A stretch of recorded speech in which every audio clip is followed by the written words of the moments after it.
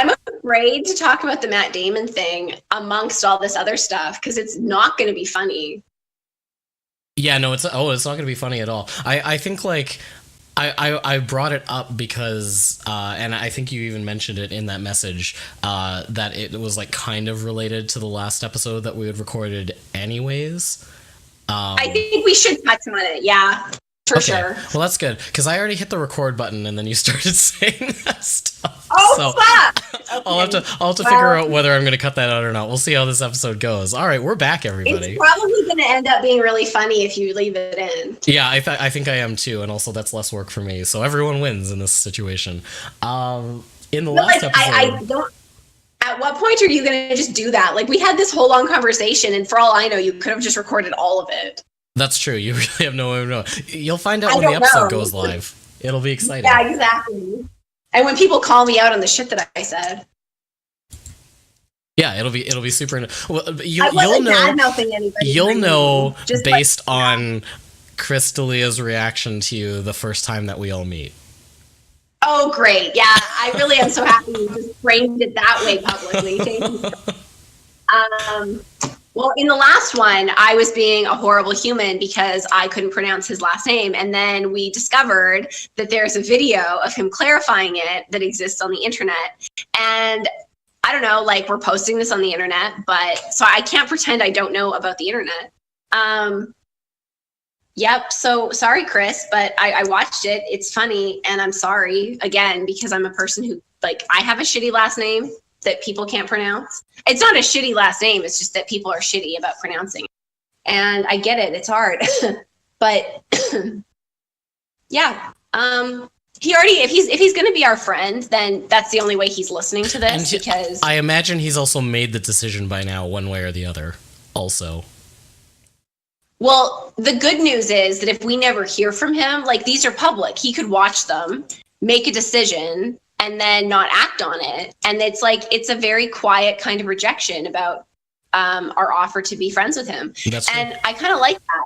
I hope that he's not the kind of person that's going to, like, email us or, like, publicly comment and be like, hey, I watched it. I decided I hate you. I don't want to be your friend.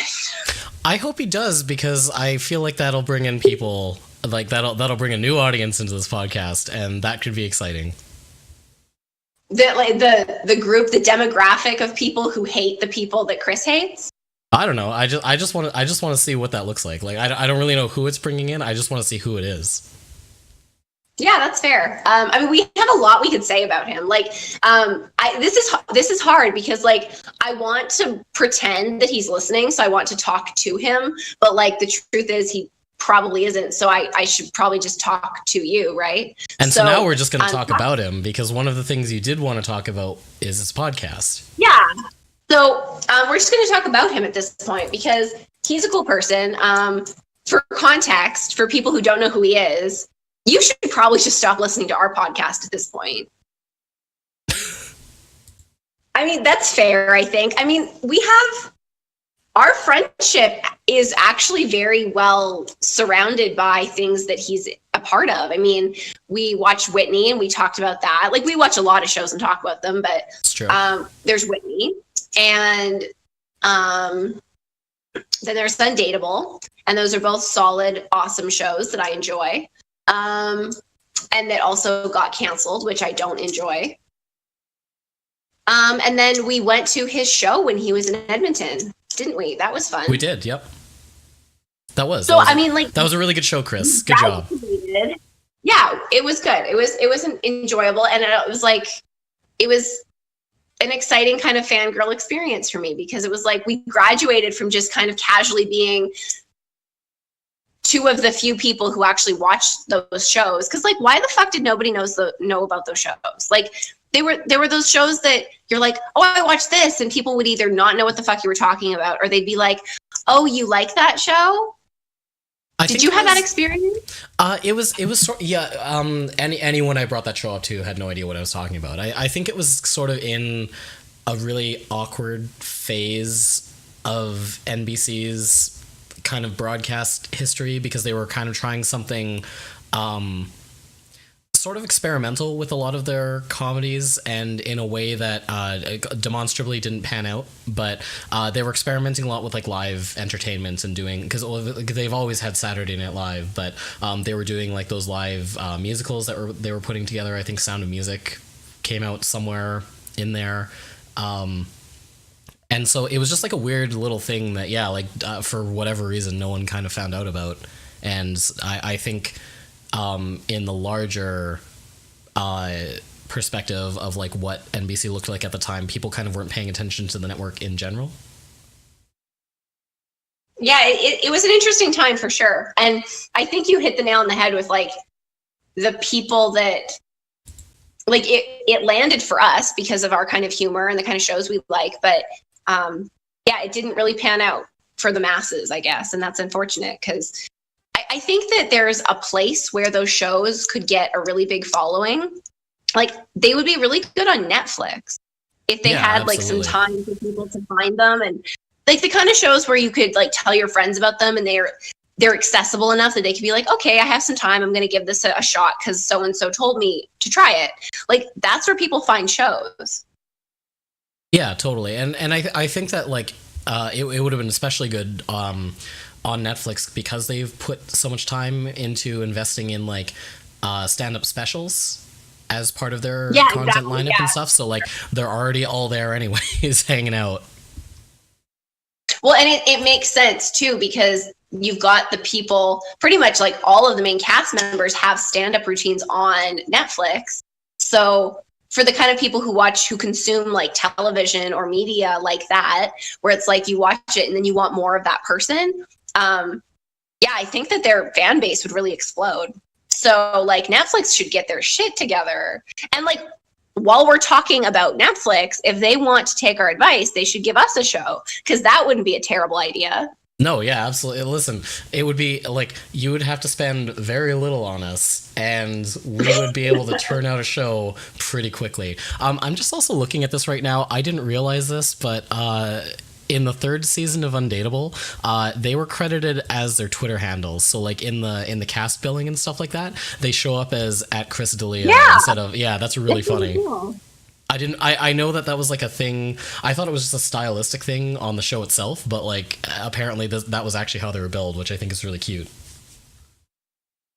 I like that. I like how you just described it as cute. I think that's cute. It is. It's very cute. Can you just go back? Can we just like backtrack to the point that you just sort of slipped into Netflix, that we're not gonna need a lot of money? Because I don't know if I agree to that. What does the show look like in your eyes? Paint me a word I don't picture. know, but paint me a word picture. I don't know what the show looks like, Scott, but I'm gonna need you to not like talk us out of money at this point. Like, I don't have a job. All right, fair enough. In a world in which Netflix is like, oh, these people seem like a disaster, like they could be the TLC star versions of Netflix, like, or whatever the fuck they're envisioning. Like, I don't want them to find this and use it as like a precedent for them being able to pay us shitty. Because like, again, let me tell you, I don't have a job. Netflix will need an amount of money. We'll need an amount, and I guarantee it's going to be less than what you're paying other people. Is that fair? Yeah, I think that's fair to say. But I'm definitely going to be needing more than what I'm making now. Okay. I think that's fair. Chris D'Elia's podcast. Doable. You want to talk about it? I do want to talk about it. I don't really know what I want to talk about it, especially because you haven't. Have you listened to it at all? I've listened to. I think I listened to a few of the first episodes, but I'm not current on it. Sorry, Chris. I don't know why I didn't know it existed, and I also don't know why you didn't tell me it existed. And maybe that's my bad, because I gave you the impression I don't like podcasts. But well, it's that, and also like I assumed you knew. I didn't know, and I feel bad about it, and I'm sorry, Chris, that I didn't know about it. It's good stuff. I think he's almost either past 50 or almost at 50 episodes, which is like impressive. Good for him. I will say I'm really impressed by it, and I don't know if this is still the format that it was in, but like the first episodes I listened to anyways, he was just doing it himself, and I find that very impressive, because I don't think I could talk about anything on my own for that long. the one that I listened to, it was just him, I believe. I don't really like that this is a segue for me to say that I'm kind of doing my own also, because I don't want to encourage people to listen to it. It's going up on the channel at some point. So for the exact reason that you just said, that like it's hard, it's like it's not easy, and I think as a result of that, I've convinced myself that it's not entertaining or worth listening to. But when I do mine, I will say, like, I don't set out to be necessarily entertaining. Like, I'm doing it for a much more serious and, I guess, like, personal fulfillment reason. So, yeah, like, I think that Chris, like, kudos to Chris for doing something that is, like, funny and has good, like, comedic timing. And, I mean, he is, like, a stand-up comedian, so, like, he's good at that. But, there's elements of it that are really hard, and he keeps it funny and interesting and engaging, and it's a good podcast. And I also like that for being a comedian with a podcast, it's not like forced funny, and he still talks about like, I think I listened to a couple, but they were like the most recent ones. Yeah, like he touched on like political, like not political, but like social political issues and like the world. And yeah, like he doesn't force funny. And I don't find he forces funny in like anything he does, even his stand-up, which I like. I just really am fond of him and the way he's funny. All right, cool. Yeah, shout out to Chris D'Elia's podcast. What is the name of his podcast? I was just going to throw that. Congratulations. Okay, cool. Yeah, shout out to his podcast. I'll probably put a link in the description. Yeah, we'll link to it. And if he wants to, be our friends or shout out or talk to us on our podcast, or, you know, like we're really open. Like we don't have a lot going on. So we basically this podcast is just a really cool place for us to talk about people that we find really awesome, and then remind them that we aren't up to much. And if they want to be awesome kind of adjacent to us, then we're open to that. Like we really just want all of these cool, famous people to be our friends. Yeah, and we decided putting a podcast on the internet was the fastest and easiest way to do that. Yeah, absolutely. So look forward but we have charm look forward to when one of these things goes viral, maybe. I mean, if we do it long enough, I feel like that'll happen. But it'll probably be like the one that both of us don't want. Yeah, absolutely. Yeah, it'll be the worst one for sure. And at this point, for me, it's going to be like the fireplace survey one. Jesus. Oh God, I hope so. I hope that is the episode that gets highlighted, spotlighted. 1,000%. I know. This is and that's terrible, because like I end it by like basically insulting one of my favorite stand-up comedians also, where I can't say his name. So it's like this one, the one after it, I learn how to say his name, but the one that'll go viral is the one where I have like nothing nice to say and I'm just terrible and apologizing all the time. So that's nice. And like you said, like in the last one, you said that his first impression of me could potentially be my moral dilemma about that survey. But then if it goes viral, the world's impression of me is that same thing. And both of those are as bad as each other, honestly. We'll be going to like some podcast convention or something, and then people will be walking around the hotel and they'll be like, oh, hey, you're the fireplace girl. Yeah, it'll be great. Yeah, and if that happens, I'm just not going to tell anybody what kind of fireplace I want. It's going to die with me, quite honestly. Look forward to the Patreon backer tier, where Chelsea will send you her fireplace report.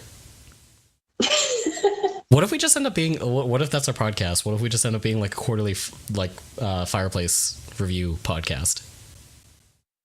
What does that even look like? Is quarterly enough? Like, what does what's the state of fireplace development? Is it like computers, where like as soon as you buy one and walk out the door, there's like a better one getting put on the shelf? Like, what's the state of fireplace technology in 2017? Like, what content is a fireplace podcast comprised of? You have to tell me that because you've done the research. I don't know. I'm just talking about like style. I have a lot of opinions about the style of fireplaces. I don't know, like, what do they burn? Like, how efficiently they do so? Like, do you use electric or gas or fire, or wood burning, or and then there's the mantles, and then there's the style of the mantle, and is it traditional or is it modern, or is it minimalistic, and is there stonework, and what does that look like? And Jesus, it actually is a very complicated issue, Scott. This is what I'm saying. If you needed that information, chances are there are other people out there. Maybe we've just found our niche. That's all I'm trying to say. I really hope we haven't, because I don't know enough about them for this to be our niche. But fun fact, I am very interested in real estate. I don't think that's come up before, but it definitely has come up in the last one. I am going to be buying a house soon, hopefully, and I am very fascinated by real estate, and I'm obsessed with kind of silly real estate shows or home buying shows. At the tip of my unemployment, I could measure my accomplishment for a day was dictated by how many episodes of Love It or Listed Vancouver I could watch. Hearing me say that out loud makes it sound worse than in my head. And the answer is, what's your max number? Oh no, I mean I gauged accomplishment. So it wasn't an energy in watching us watching how many I could watch. It was if I didn't watch at least 4, I failed that day. Oh, I see. And it was usually because I would watch them and I didn't realize I became so obsessed with them that I couldn't just have them on in the background anymore. And so what would start happening is that I would pause them and I'd go back because I was oh no, I need to see the floor plan. I need to see the before. I need to see what they're going to do. And I need to see what's going to happen that they can't do it that way anymore. It was I'm really emotionally invested in that show. And what's going to happen and if they're going to love it or if they're going to list it. It's very exciting. I would get through an entire afternoon and be on the same episode because I have to keep going back or pausing it. And so, if I got through less than 3 or 4, I was shit, all I did today was rewind 1 episode of Love It or Listed Vancouver. That's disappointing. And I feel like a shitty person right now because her name has escaped me, but oh God. The host on Love It or List It Vancouver, who is also on The Bachelor. Why is her name escaping me? I'm so sorry, human. And now this is my dark secret coming out because on the podcast that we're finally posting, it's going to come out that I also watched The Bachelor. Oh yeah, that's a thing. So we do that. I don't know if I can watch this next one that's happening. And let me tell you, I would rather that previous podcast be viral than that we ever become associated as the people that watch the Bachelor franchise because it's not something I'm proud of. It's not a good show. No, yeah, it's very problematic for the world. But it happened. Okay, so now it is public in a very permanent way. So that's cool. It's happening. It's public. I'm admitting to the fact that I watch it, and as far as I know, Scott watches it. But I don't want this to be a thing we're known for. I'm not I'm not taking requests or interviews or no. If somebody wants to be on Continuous Chaos and talk to us about life or feelings or Crystalia, great. But I don't want to talk to people about The Bachelor because I'm ashamed of the fact that I watch it. My friend that I told that we were doing this did, though, bring up the point that we were actually in a position, just due to sheer geography, where we could have Kaitlyn Bristowe on the podcast. I don't think she would. I don't think she would want to come, but she could. No, she wouldn't want to come, and I wouldn't blame her. But that is true, and she's an outlier because, okay, what the fuck is her name? This is making me so mad. I feel like such a shitty person, and this is unacceptable, and I have to Google it. And now she's never going to be my friend because I don't know her name. I'm apparently really bad at names. We've learned this. But the reason I haven't tried to say her name is because I don't want to mess it up. And it's bad enough that I've already like vamped on the fact that I don't remember it. Jillian Harris. Okay. So I'm sorry, Jillian, that I'm a terrible person and I totally blanked on your name. But I don't know if that's better. I don't know if it's better or worse than like knowing someone's name and then not being able to pronounce it. But I knew I didn't remember it. I blanked on it. I had to look it up. So I'm sorry. But Jillian Harris, she is like an inspirational, lovely, wonderful human. And she's also Canadian. And so there's that, Scott. There's that. And so the thing with Jillian Harris, though, is I don't want to talk to her about the Bachelor franchise. I want to talk to her about life and like feelings and just all of it. Like, she's just a beautiful human being. And I don't know how familiar you are with her or what she does. Do you know anything about her? No, I don't think so. Not a ton anyways. She's essentially just like a human. She's a human. And Okay. I like the way that she does human stuff. And that's all. She had a special on about her and her husband. It was like a 4-episode special or something like that. And they were like building a house and selling their other house. And it was just good. I liked it. They are relationship goals and she is life goals. And I just love her. She's just great. And the thing I think I really like about her the most is that she's like, she seems authentic. And I know that that's kind of like, well, who can really know that? But in her blog and in stuff that I've seen her in or like interviews, she doesn't shy away from stuff. And like, she understands that being kind of a public figure and having a blog and all this public stuff, that there's people that are curious about her life.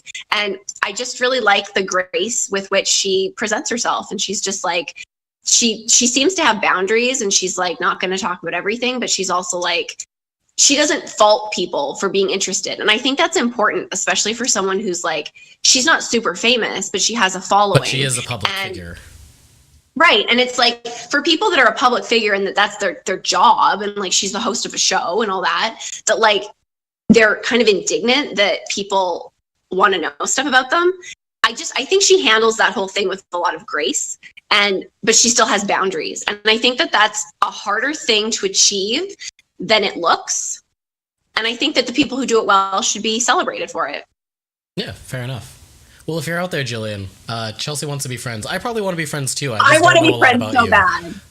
Oh, I want to be friends so much. I think you'd like her. I mean, again, I don't know her. And this is the other thing when you talk about like people that are famous or somewhat famous, like I don't think that I like am owed anything and I don't think that I know them, but I like what I see with certain people. Yeah. And I would like to, she's the kind of person that like, I don't even need to do a podcast with her if that's not her jam. Like I would just go for coffee with her. Like, I think we could have fun conversations. I just think she's cool. That's all.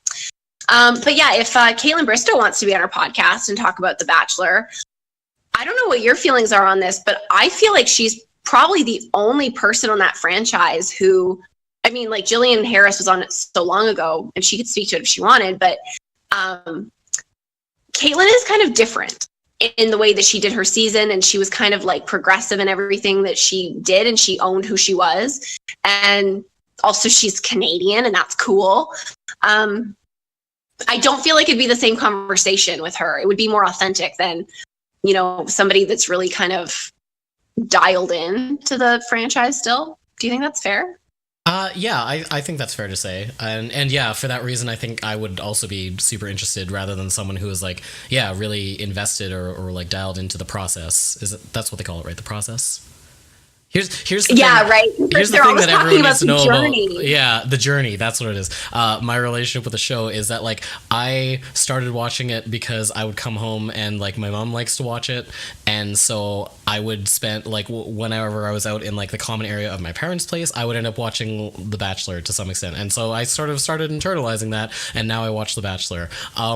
I see the season and I'm very dialed into everything that's happening like as it is happening, and then immediately forget everything about it in between the seasons. I don't remember anyone's name. I don't remember what anyone looks like. I don't remember like what happened until like the next season starts, and then it all comes rushing back. It's like a very there's like a very specific time frame in which like I can speak to The Bachelor in detail.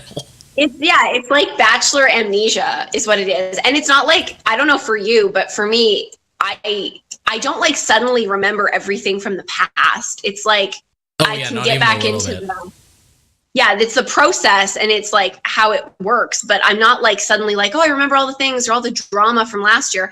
I'm like, no, I need a break. That was hard. And the more I learn about myself and get in tune with myself, I think the harder it is for me to watch that show. Okay, yeah, that's fair. I can.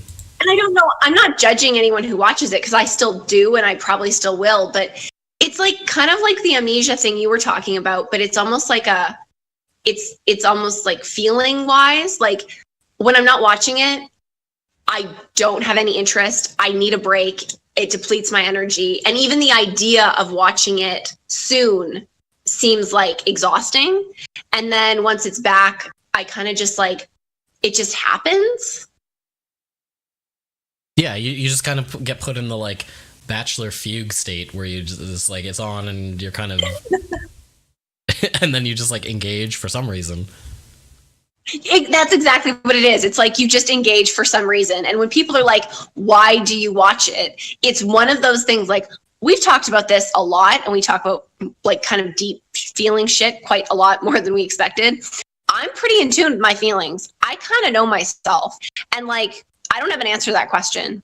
I don't know. Like, it's problematic. I've written papers about how problematic the show is. I'm not proud of it. I don't even know if it's a guilty pleasure. It's just, I don't know why I watch it. I just can't not watch it. Yeah, I can point to a specific reason either, other than like I got into the habit of by way of my mom, and that's really I think where it started to stop. And then and then once we met each other, and then like I remember being very confused as to why you watched it when we met. But then that was another just like weird thing that we were talking about as it was happening. And now it just continues to happen. I think that when I met you, like watching The Bachelor was like, it was interesting to be able to talk about it a little bit more like academically, or like kind of a more cerebral discussion. And that was interesting to me because it made like the fact that I had to watch this show for like no reason, like it gave a purpose to something that I couldn't kind of like created value. Well, do you remember that time? Like, this is so funny. What did I say? Okay, hold on. Sorry, I have to try. I have to go back. You were worried. I can't. Oh, and it was about. Was it about Caitlyn? It was. No. Was it? No, it wasn't. I see. This is a reason this that is I how have much to. You don't remember it. Well, I have to dig up, because I know it's in one of the recordings from one of the like other 9 times we tried to start this podcast. It is. It's in there somewhere. That's so something that goes on it. Patreon. Absolutely. For sure. There was something that was happening, and you were worried about how it would affect the integrity of the show.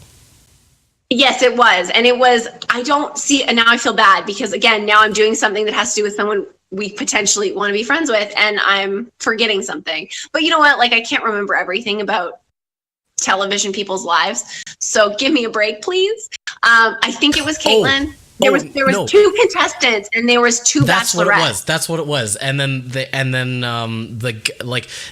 had it so that like the guys voted on which girl they wanted to stay in the show or something like that.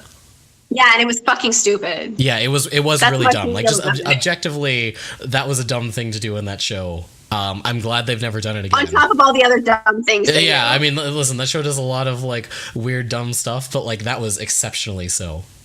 It was so stupid. And like that, this is coming from like a show that they do a lot of dumb things, but they almost exclusively do dumb things. Like, it's such a stupid show.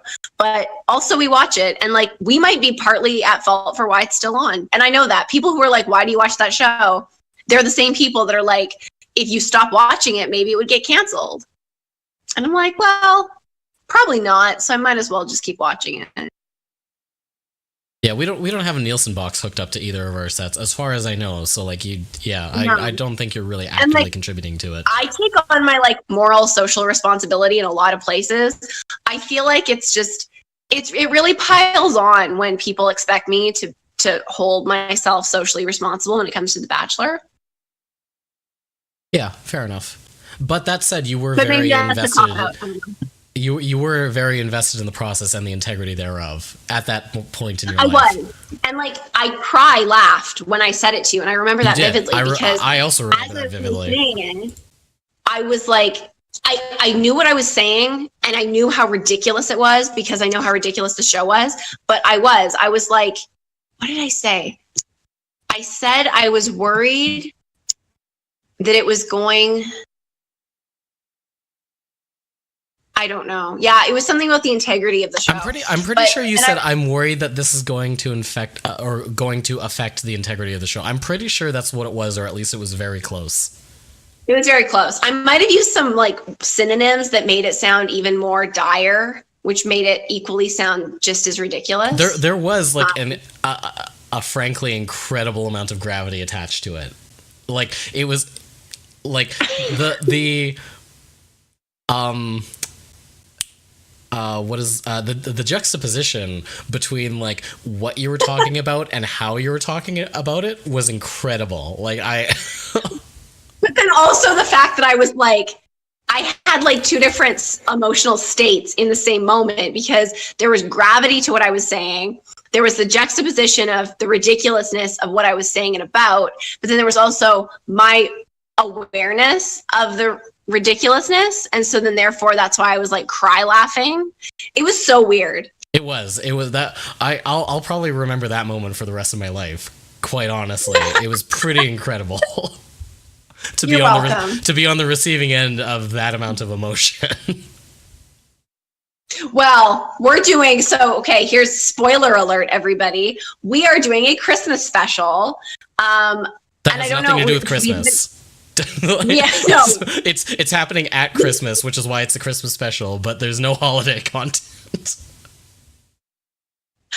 You know what's so funny though is I'm calling it a Christmas special because I'm using that as an excuse for why it's going to be more acceptable that we're going to be talking for like legitimately like 9 hours.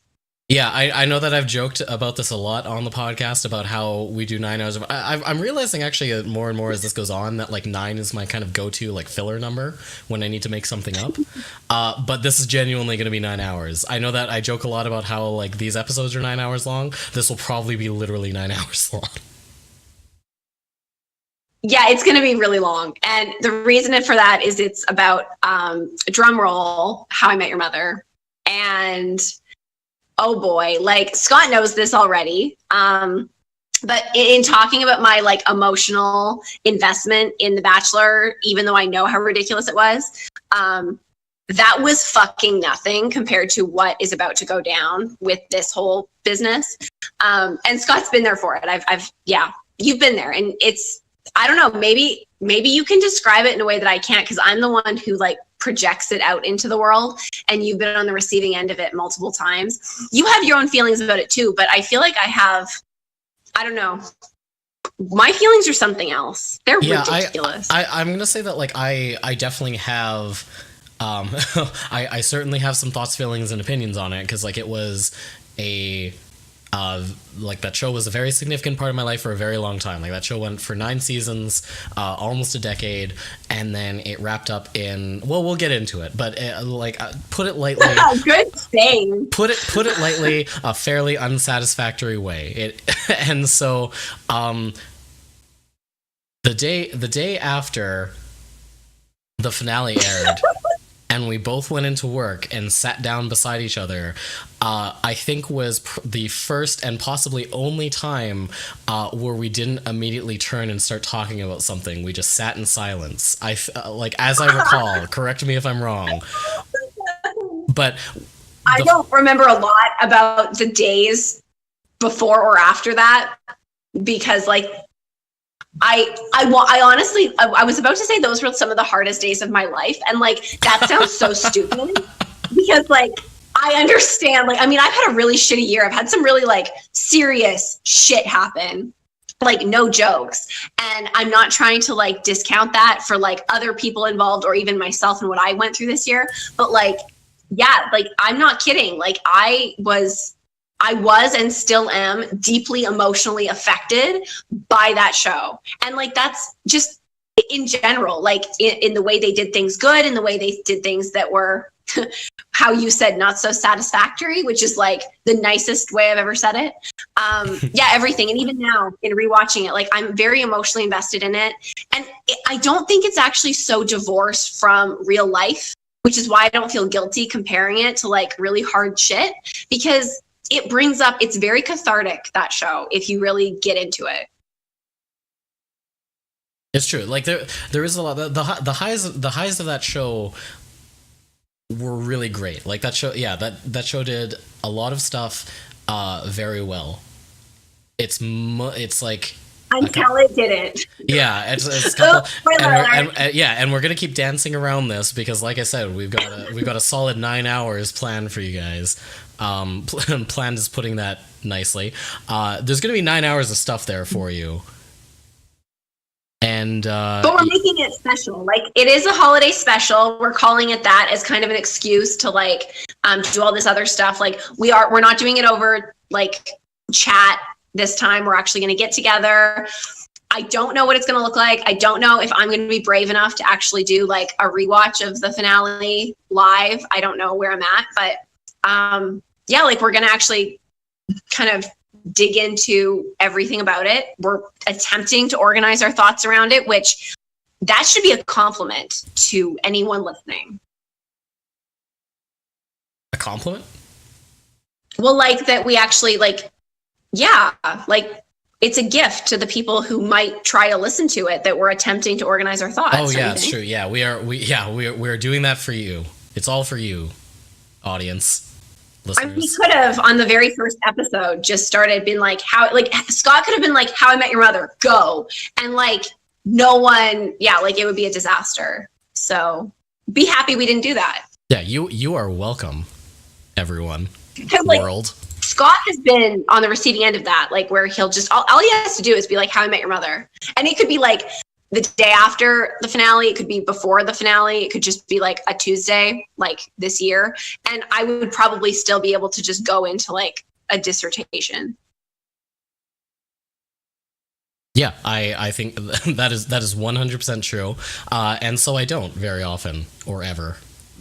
But we're gonna do it because Chelsea started. Well, and also because like I have feelings and I'll cry. Like it's not just all like talk a lot, because you're not afraid of me talking, but like yeah, I would get emotional. Like I probably wouldn't like be able to function well. So like this is in my calendar. This is legit. Yeah, it's true. Yeah, we marked off the time to do this.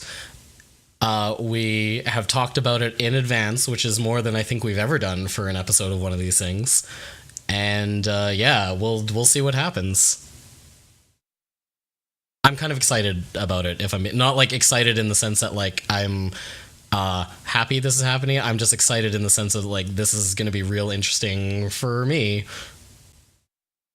I'm really excited about it too. I mean, honestly, I think it's going to be really fun, and I'm like, yeah, I'm excited about it. Like, I guess like a kid is excited for Christmas, and I'm also like dreading it in the way that like a kid would be dreading it if they knew for sure they weren't getting anything they liked.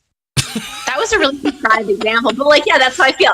That is how it's a holiday special. I just made a connection. There you go. Yeah. That loose metaphor. All right. So now that we've talked about what we're going to do, we've talked about Crystalia. Do we want to talk about anything else? How are we doing on time? We are at the 40-minute mark. I like that we just talk about this like someone's gonna be looking at this the YouTube bar moving or whatever and be like, what? But now that everyone knows, I want to make it super clear. I wasn't joking when we were talking about how little we talk about these episodes going into them. Like, this is very much like you are part of the process as we're making these. And I think that's part of the charm. Like, I mean, if you're on, I think this is episode 7. Like, if you're on episode 7, you got to be staying for the charm, like the uniqueness that is. Because that's all that there is. That's all that this is. But it is kind of interesting that like we don't script it, because I don't know who I mentioned this to. I mean, for all I know, it could have been my therapist, for Christ's sake. But like, I mentioned it to someone. I mean, it could have been a stranger on the street too. I'm a very like weird person. But they were like, you don't script it at all. And like, they were just like, I don't, like, what is this world? And like, it doesn't seem as weird to me as I think it might be to other people. Yeah, I think that a lot, well, I think that people probably, when you say you're doing something like this, they're used to all of the, or if they're familiar with what a podcast is, like they generally tend to center around like a subject or a topic or something like that does require like a fair amount of planning and stuff like that. So I think they have a lot of like preconceived, and rightly so, because that's how that's how people should do it, and should do anything is like yeah, like I was gonna say, oh, that's really cute. Yeah. But yeah, somehow we don't. And I feel like we've been pretty good about not kind of being super cyclical about our points. And I think that they're like, maybe there's not a logical progression, but there is a progression of ideas through the episodes that we've done so far. So I don't know. Yeah, it seems to be working. If it isn't, let us know at thoughts@continuouschaos.ca or in the comments. Or if we are. And if it is working for you, then also let us know that too.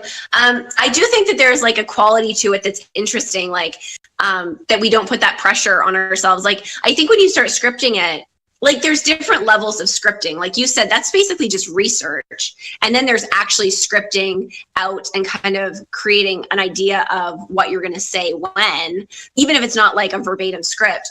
Even that would be really hard, because we would go off on a tangent. So I think that this is just very authentic to how we communicate. And I think maybe we should also give ourselves that credit that maybe we are just pretty good at talking. Like, I don't know if that's always a good thing in our lives, but maybe it pays off here. Yeah. In this specific instance. Yeah, absolutely. I mean, we're pretty well spoken. I mean, we don't always speak about things that are interesting or cool. I mean, hence fireplaces. Yeah, but we can express them. Yeah, we're capable of expressing ideas fairly well. Yeah, so that's good. Like, I don't know how I should. I mean, that's probably on my resume in some way, but like, I still don't have a job, so like maybe I need to be like, I can talk real good. I don't know. Maybe just send them one of these. Just be like, hey. Well, that's not gonna happen at all. That's a no. Like, that's a hard no. check me out at this YouTube channel. Yeah, that's a hard no. But I'm not like afraid of people finding it, and that has changed drastically. It's true. Since that was our main obstacle to publishing these things. Yeah, my fear of the world and how I was going to be super successful. And like, the irony is that like at this point in my life, like if anything is going to make me super successful, it'll be this or it'll be nothing. Like, isn't that funny? This might be ironic. You know what? The audience wasn't privy to this conversation. I made a joke about how ironic has like 9 different definitions now, and everyone argues about what irony actually is. This might be ironic. I'm sure it slots into one of those definitions. So is that like our purpose, to be ironic? Because like I don't want this to be like a hipster podcast. No. I don't think that like we are being ironic. I think that like that particular situation where you were initially afraid of putting this stuff out, and now this is like the thing that will probably, like, if there is anything that makes us famous, it will be this. And like, that's the definition of irony. Yeah. Like, if somebody wants an example of irony and that happens, like, that is it for sure. And absolutely. That's really funny, I think. And I like how you said that. Like, we are kind of circling back. Like, we do talk about stuff, but at least we have the self-awareness and the wherewithal to like admit it, and we know what we've talked about, or we can say, I don't know how much we talked about it. And that's where it's nice to have like another person, because we can kind of help each other and determine to what degree it needs to be discussed. And then we can say, yeah, let's scrap it. We've already talked about that. And that's the bonus of having somebody else as a part of this. And then also we have like, you know, different ideas we can bounce around. Totally. And like I said, shout out to Crystalia for being able to record a podcast on his own, because like that's super impressive. I don't think I could actually do that. And also, you know, shout out to you also, because again, for the same reason, I don't think I could record something on my own, and it's super cool that you are. Oh, that's really nice. I appreciate that. All the warm fuzzies to you. I'm really happy that you're doing this though, because like I can do maybe one, but like I'm funnier here, and you make me funnier. Not that I am funny, just that we're both as unfunny as each other, potentially. Maybe. And that leads to funny situations. Yeah, well, we're just ridiculous. And I think that maybe people laugh at us more than they laugh with us, and we're just in denial. I'm pretty sure that is the case. Well, good. At least we know it. You learn something new every day. Yeah. Okay, so like let's talk about listening then. We're kind of on that train anyway. So I watched a TED Talk, and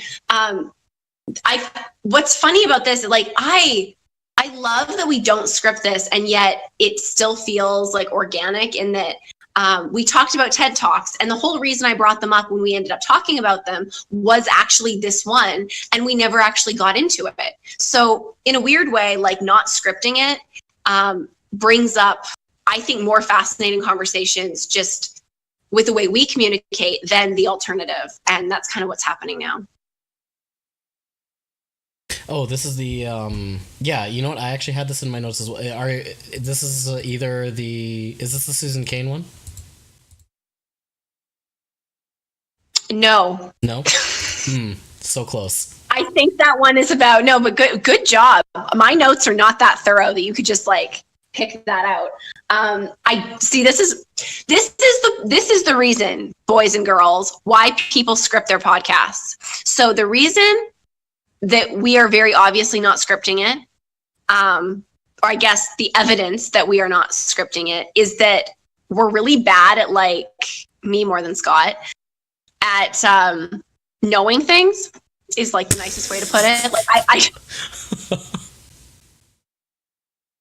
Like I don't know names. I don't, like, Jillian Harris. I'm sorry, Jillian. God, I really messed that up. Like I don't know pronunciations. I don't know, like, I have like notes jotted down, and I'm like, oh, let's talk about that. But I have to tell you, it is so freeing. And just because of the person I am and everything that I do, like, it is a very freeing experience to not, like, be paralyzed by perfection and this feeling that I need to overanalyze and over prepare and have all of this stuff perfect before we do this. Because as evidenced by my real estate adventures, like, we wouldn't be doing this yet or ever if I approached it like that.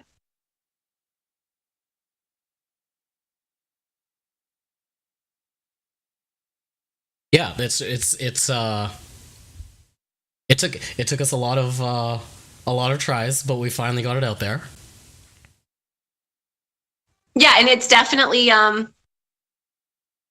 think it's part of our process and part of it's weird. I think there's kind of like a symmetry or irony, or I don't know, like maybe a juxtaposition. I'm not really sure what exact, like, phenomenon it is, but that we don't script it, and that's what actually makes it possible, but it's also what might make it, like, different. And that could be bad or it could be good, and we're not really sure which one it is yet.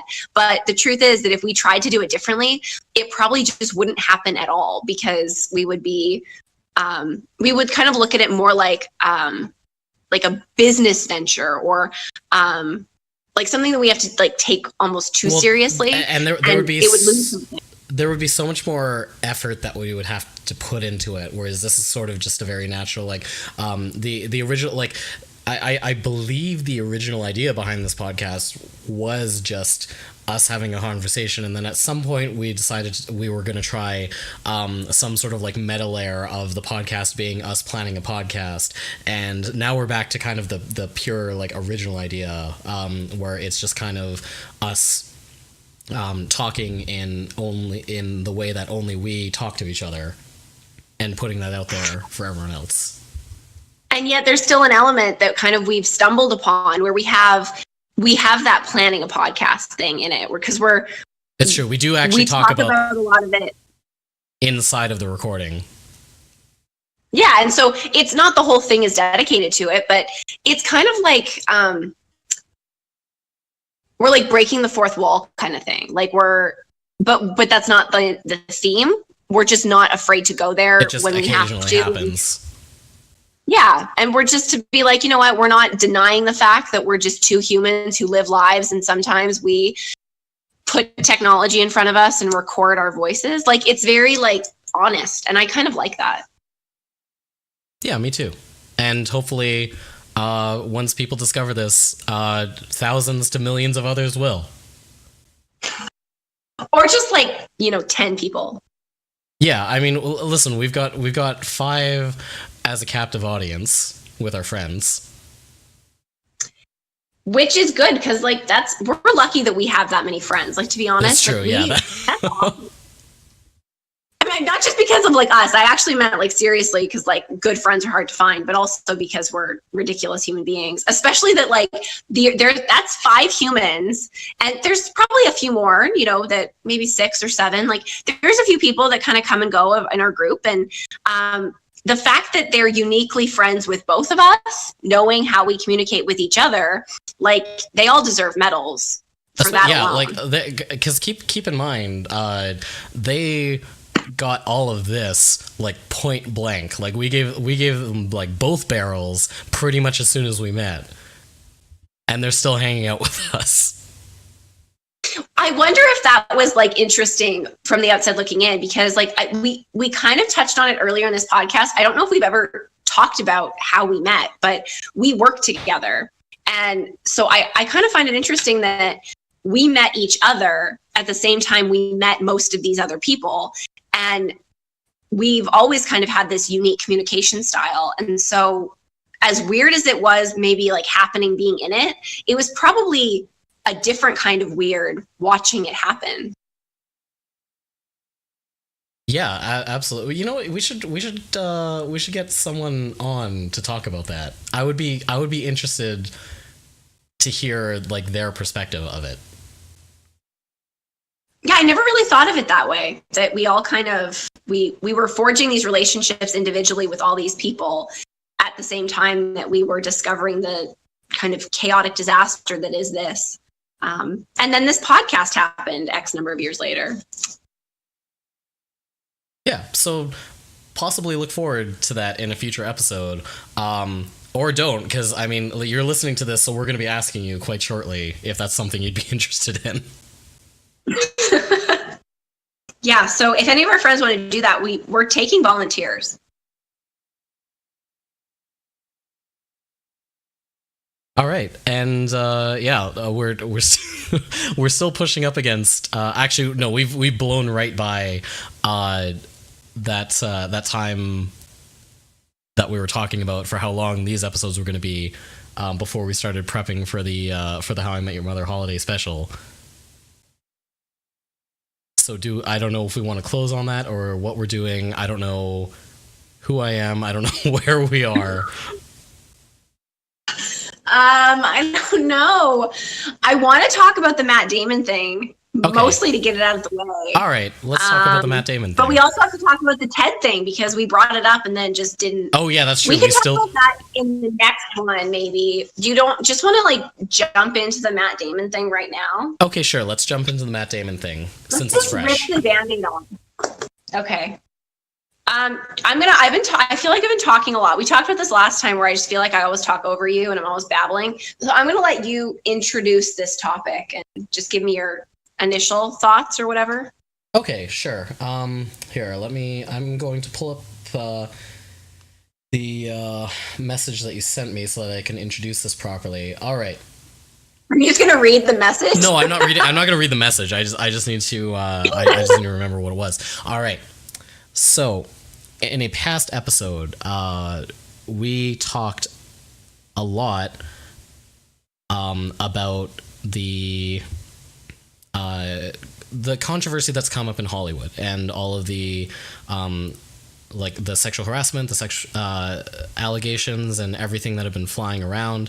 And so, in relation to that, Chelsea sent me an article from the Huffington Post talking about Matt Damon and his response to all of the stuff flying around, particularly in regards to Harvey Weinstein, who, it should be noted, was the producer that kind of gave Matt Damon his big break in producing Good Will Hunting, I think was the movie. That yes okay yeah. Anyways, so Chelsea sent me this article to read, and also potentially as something to bring up on the podcast, because it's something that we spoke to quite recently. How's that? That was good intro, buddy. Thank you.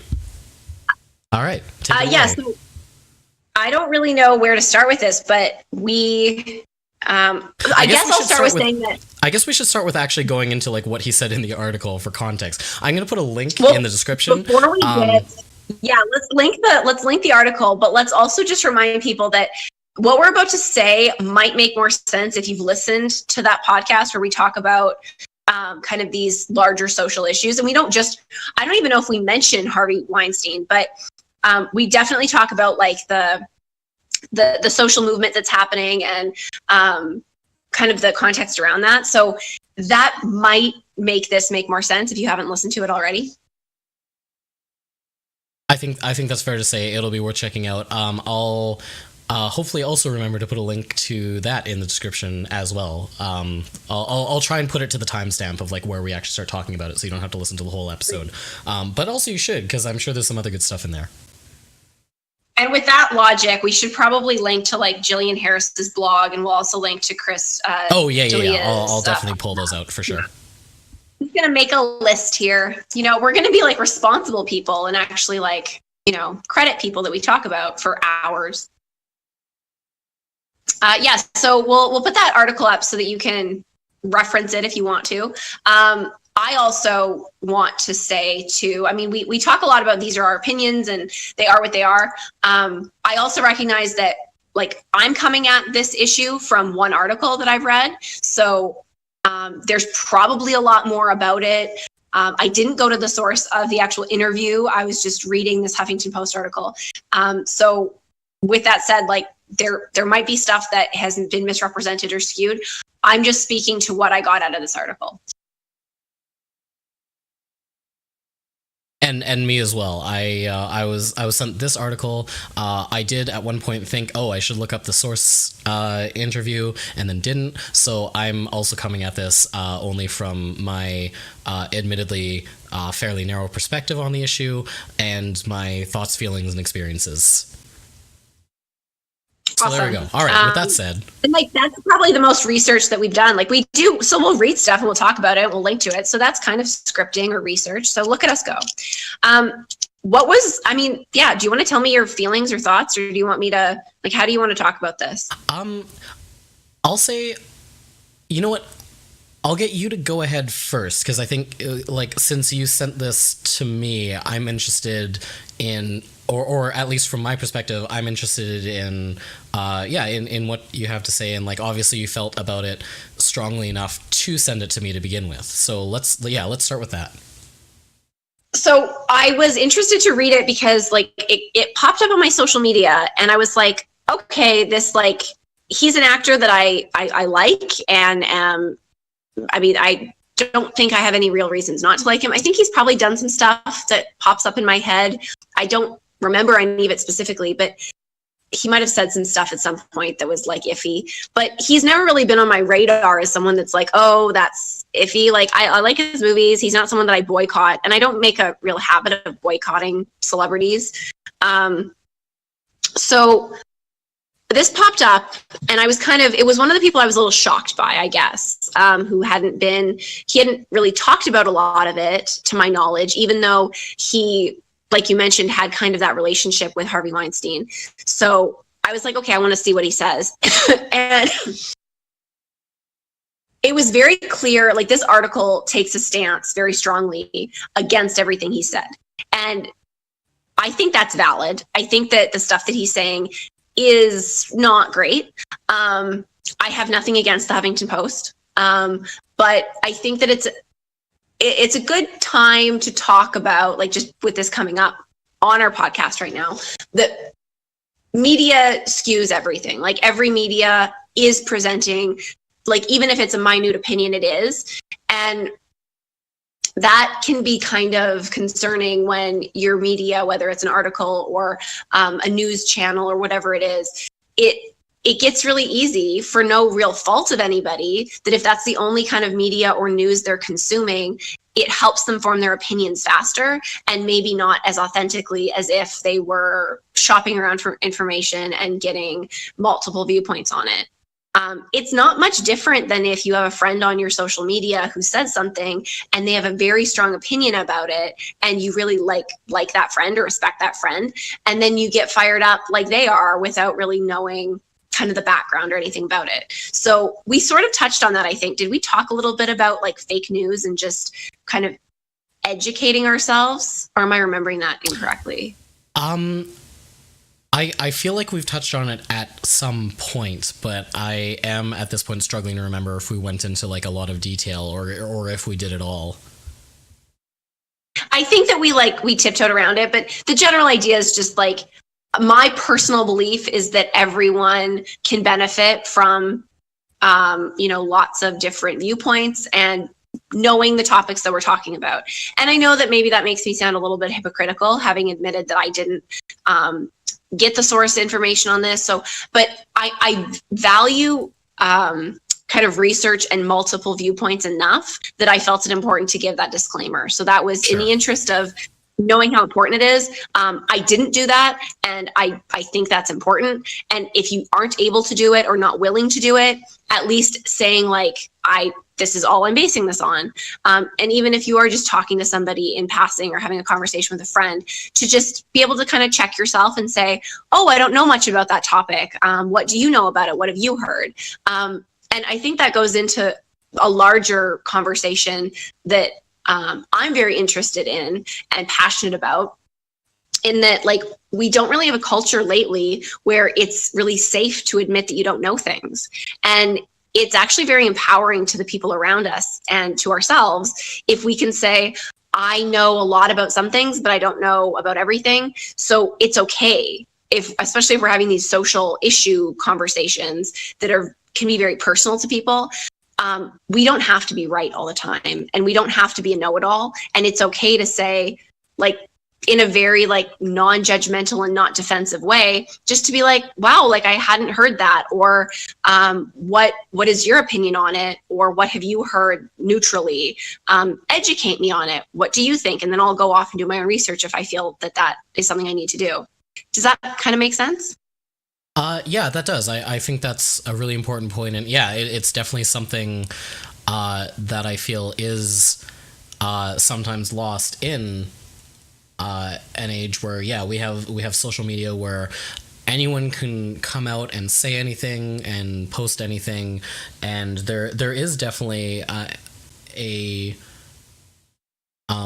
lot of importance on, yeah, being able to kind of source what's going on and being able to go back and form an opinion, and not just have one kind of right in that moment, however you're reacting. So yeah, I think that's a really good point to make, and a really, really good distinction to make about all of the stuff that we're about to say now about this article. And also, I'm not just prefacing like this. Like, I think that applies to everything. Oh, and yeah, we're not, absolutely. like, I'm not just saying it because this is a very like heated and controversial topic right now. I think that applies to everything. And that's why when an article, like, I read it knowing that I wanted to find other sources, but it's very easy for anybody to kind of source that article, read it, and then go, okay, obviously I know where they stand on this. They're really not okay with anything he was saying. And there wasn't a lot of room to kind of make your own assessment about it. And if that's the only thing you're reading, or if you're kind of on a crunch of time, now that's your opinion. For better or for worse, that's what you're taking out into the world. And that's what you know about this topic, for example. And if the articles that are out there and easily accessible to us have opinions like tied into them, it makes it even harder, and it makes it kind of an uphill battle to be neutral until you know where you stand. And I don't think that having an opinion is not a problem. Like, have opinions, but like you said, it's just about get to them at your own pace and with the information that you need, and not as a result of what you've been told or what you think you should think. I think it's important to know, and this is something that has come up a lot, like you said, with like the fake news thing and everything, is that people, from what I've seen, tend to think of like the news as an objective source of information, when the way that news is being reported now has become very different from how it used to be, where like it was more of like a presentation of facts, and then you were supposed to read that stuff and then maybe do some research in your own time, and take that and take your time to really meditate on it and form an opinion. Whereas now you see a lot more reporting where people are kind of injecting their narrative or a narrative into what's being presented, and I think that's where a lot of the friction comes, is that people tend to look on that more or less forgiving, depending on I guess kind of like their opinion of the institution. So like we were saying, it's important to recognize that, and then like you said, I think that's a really good point of finding as many sources and viewpoints as you can if the issue is important to you, and using that to kind of form your opinion, and not just taking away whatever is being injected into that piece. Would you say that there's like a responsibility then that we have in this environment where things are not necessarily like as neutral? And I think as an aside to that question, I don't think that it's ever been as neutral as people might assume, but it's definitely less neutral now than maybe ever. I don't know if that's fair to say, but that's kind of my interpretation of it.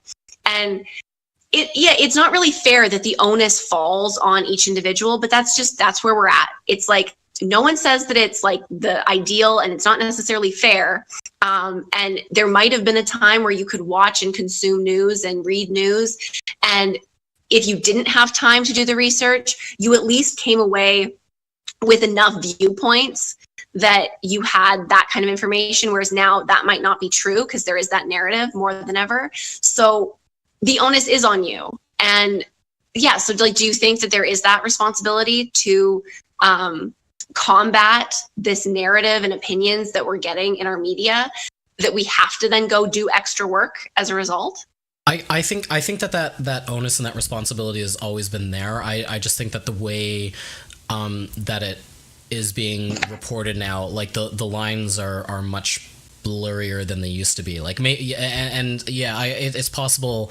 It's very possible that it could be romanticizing. It's just I remember in the past there was a lot more, I guess, kind of dialogue between the 2 points. Like, you saw more panel shows where there were presentations of like both sides, whereas now it's very much you kind of are very easily siloed into whatever like your news sources are, and it becomes much easier then to to like inject a narrative or an opinion or whatever direction kind of they want to go with that stuff, if that makes sense. Yeah, definitely. That does. I mean, it's a very complicated issue, and like there's no real answers, you know? It's like, I think that we're all sort of just fumbling through it. Totally. And like I said, I think that because of the, like, I think that the kind of fake news angle and all of that stuff is as effective as it is because like people are on some level aware that these institutions are kind of manipulating the way that we acquire information.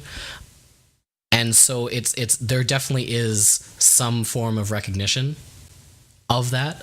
I just think we haven't taken it to its full extent and realized like, hey, we need to not just acknowledge that there are other and dissenting viewpoints out there, but we also have to be able to recognize them, look at them as they are, and understand like what value is in there, or if there's any value that can be taken away, rather than just kind of dismissing them out of hand. And that's really like kind of more of a general communication thing. I think we've talked about that as well, and yeah, being able to acknowledge and understand those viewpoints, however you may feel about them personally, and including that as kind of part of your overall opinion. Yeah, that's fair. And I think that it's like, it's a learned thing. It's something that we have to practice. And yeah, we're muddling through it and figuring it out. But it's different than it's ever been. And I think you sort of touched on that. So there's no roadmap for this. But I think that also, as you said, we're more conscious of it. So at least that's like a step in the right direction. So maybe we don't see it as like a hardship that we have to do that extra work, because at least we're conscious of the fact that, well, if we don't do it, we're going to all be hurting more. So it's just sort of where we've come as a society, and we've just made peace with that.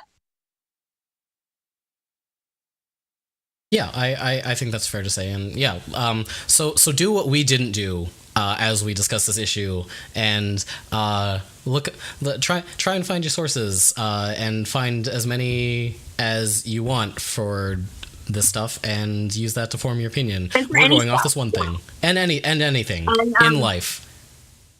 And I just feel like this is a very natural place to plug the newsroom. Like whether you're someone who believes that all news is neutral or that all news is skewed, or if you're just someone who has eyes, watch the newsroom. Just do it, because it's good and it's awesome. And it talks about this kind of stuff in a way that's like entertaining. Yeah, I think it's a very well put together show. Jeff Daniels does good work. I'd be friends with him too. I'd be friends with everyone on that show, but like definitely Jeff Daniels. Let's be friends with everyone on that show. I mean, the show's not on, so they should just realize that we still love them even though it's not on, and be friends with us for that reason. Yeah, there we go. Emily Mortimer, if you're listening, let's be friends.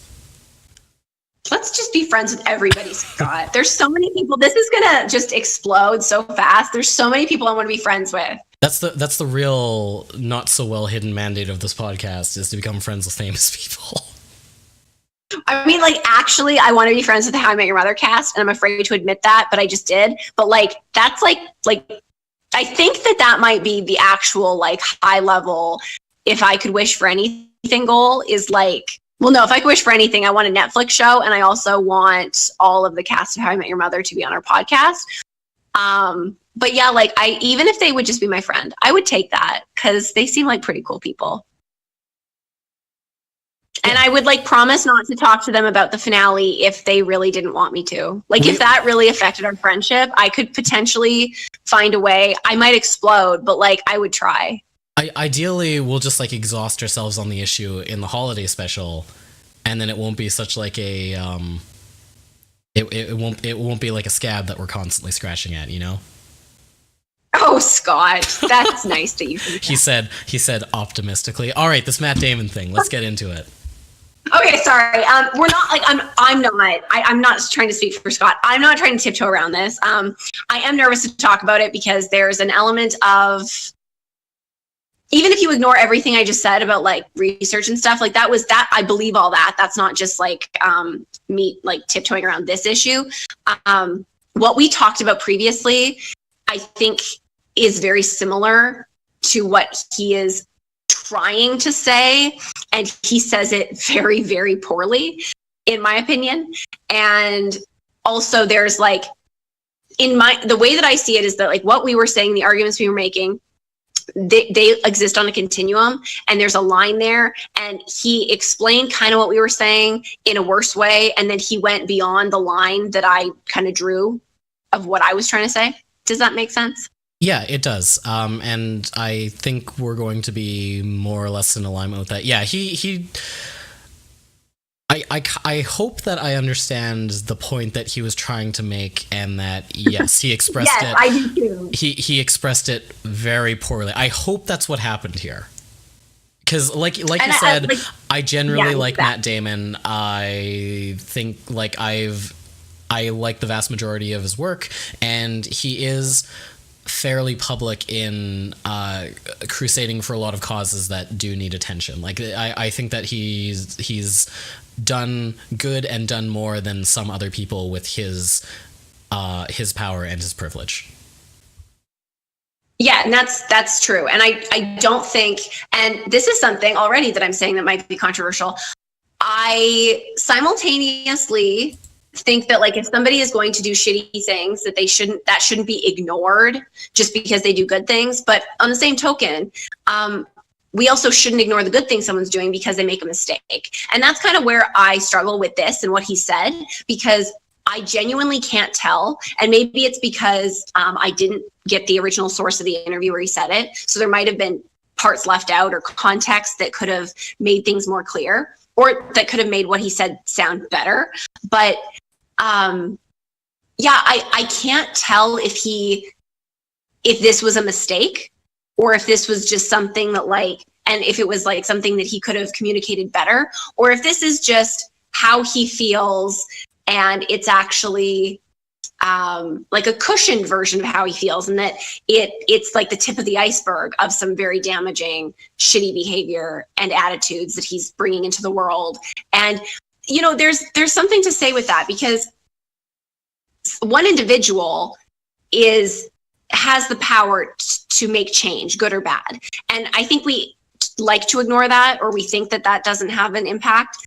And I live my life thinking that, yes, I'm only one person and I'm not like the center of the universe, but the actions that I take and the attitudes that I allow to kind of go out into the world and walk around, they have an impact on the people, at least in my circle. And then that kind of has a ripple effect. And so when you have privilege and you have celebrity, it's that much more. And so there is, I mean, a level of responsibility, I guess you could say.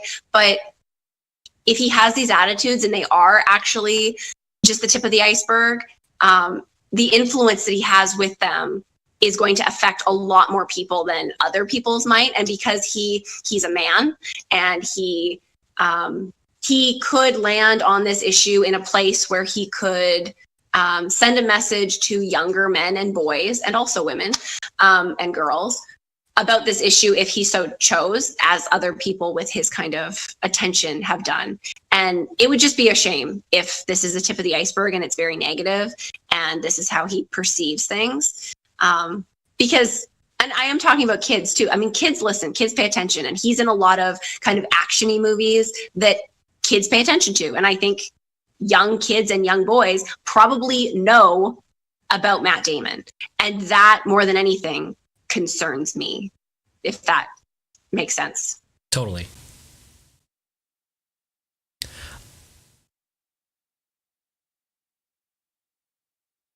So we just said the same thing. That's funny. Yeah. All right. You're good at this. We'll figure it out eventually. Totally. Maybe. Yeah, I think like I don't know how like or if you want to go into like specifics on this article, or like if we just kind of wanted to talk kind of at the high level that we just did right now. Oh yeah, sure. Let's get into it. I mean, I've said everything I need to say to kind of like that's my stance on it, and that's like where my concerns come from. It rubbed me the wrong way reading this article and reading what he said, because like what you said, I think I know where he's going with it. Like he mentions things about specifically, we talked about how people who do wrong in this or other things could potentially have a place in our society where they can like have a positive impact and potentially influence, I guess, future possible perpetrators. I don't really know how to put it, but like people who are at risk of this behavior might listen to these people more than anybody else. And so they could have a place. Not to say that bad things should happen so that then these people exist, but in the sense of what's in the past has happened. How do we make the best of a really shitty, terrible situation? I think that there is a place potentially for certain people.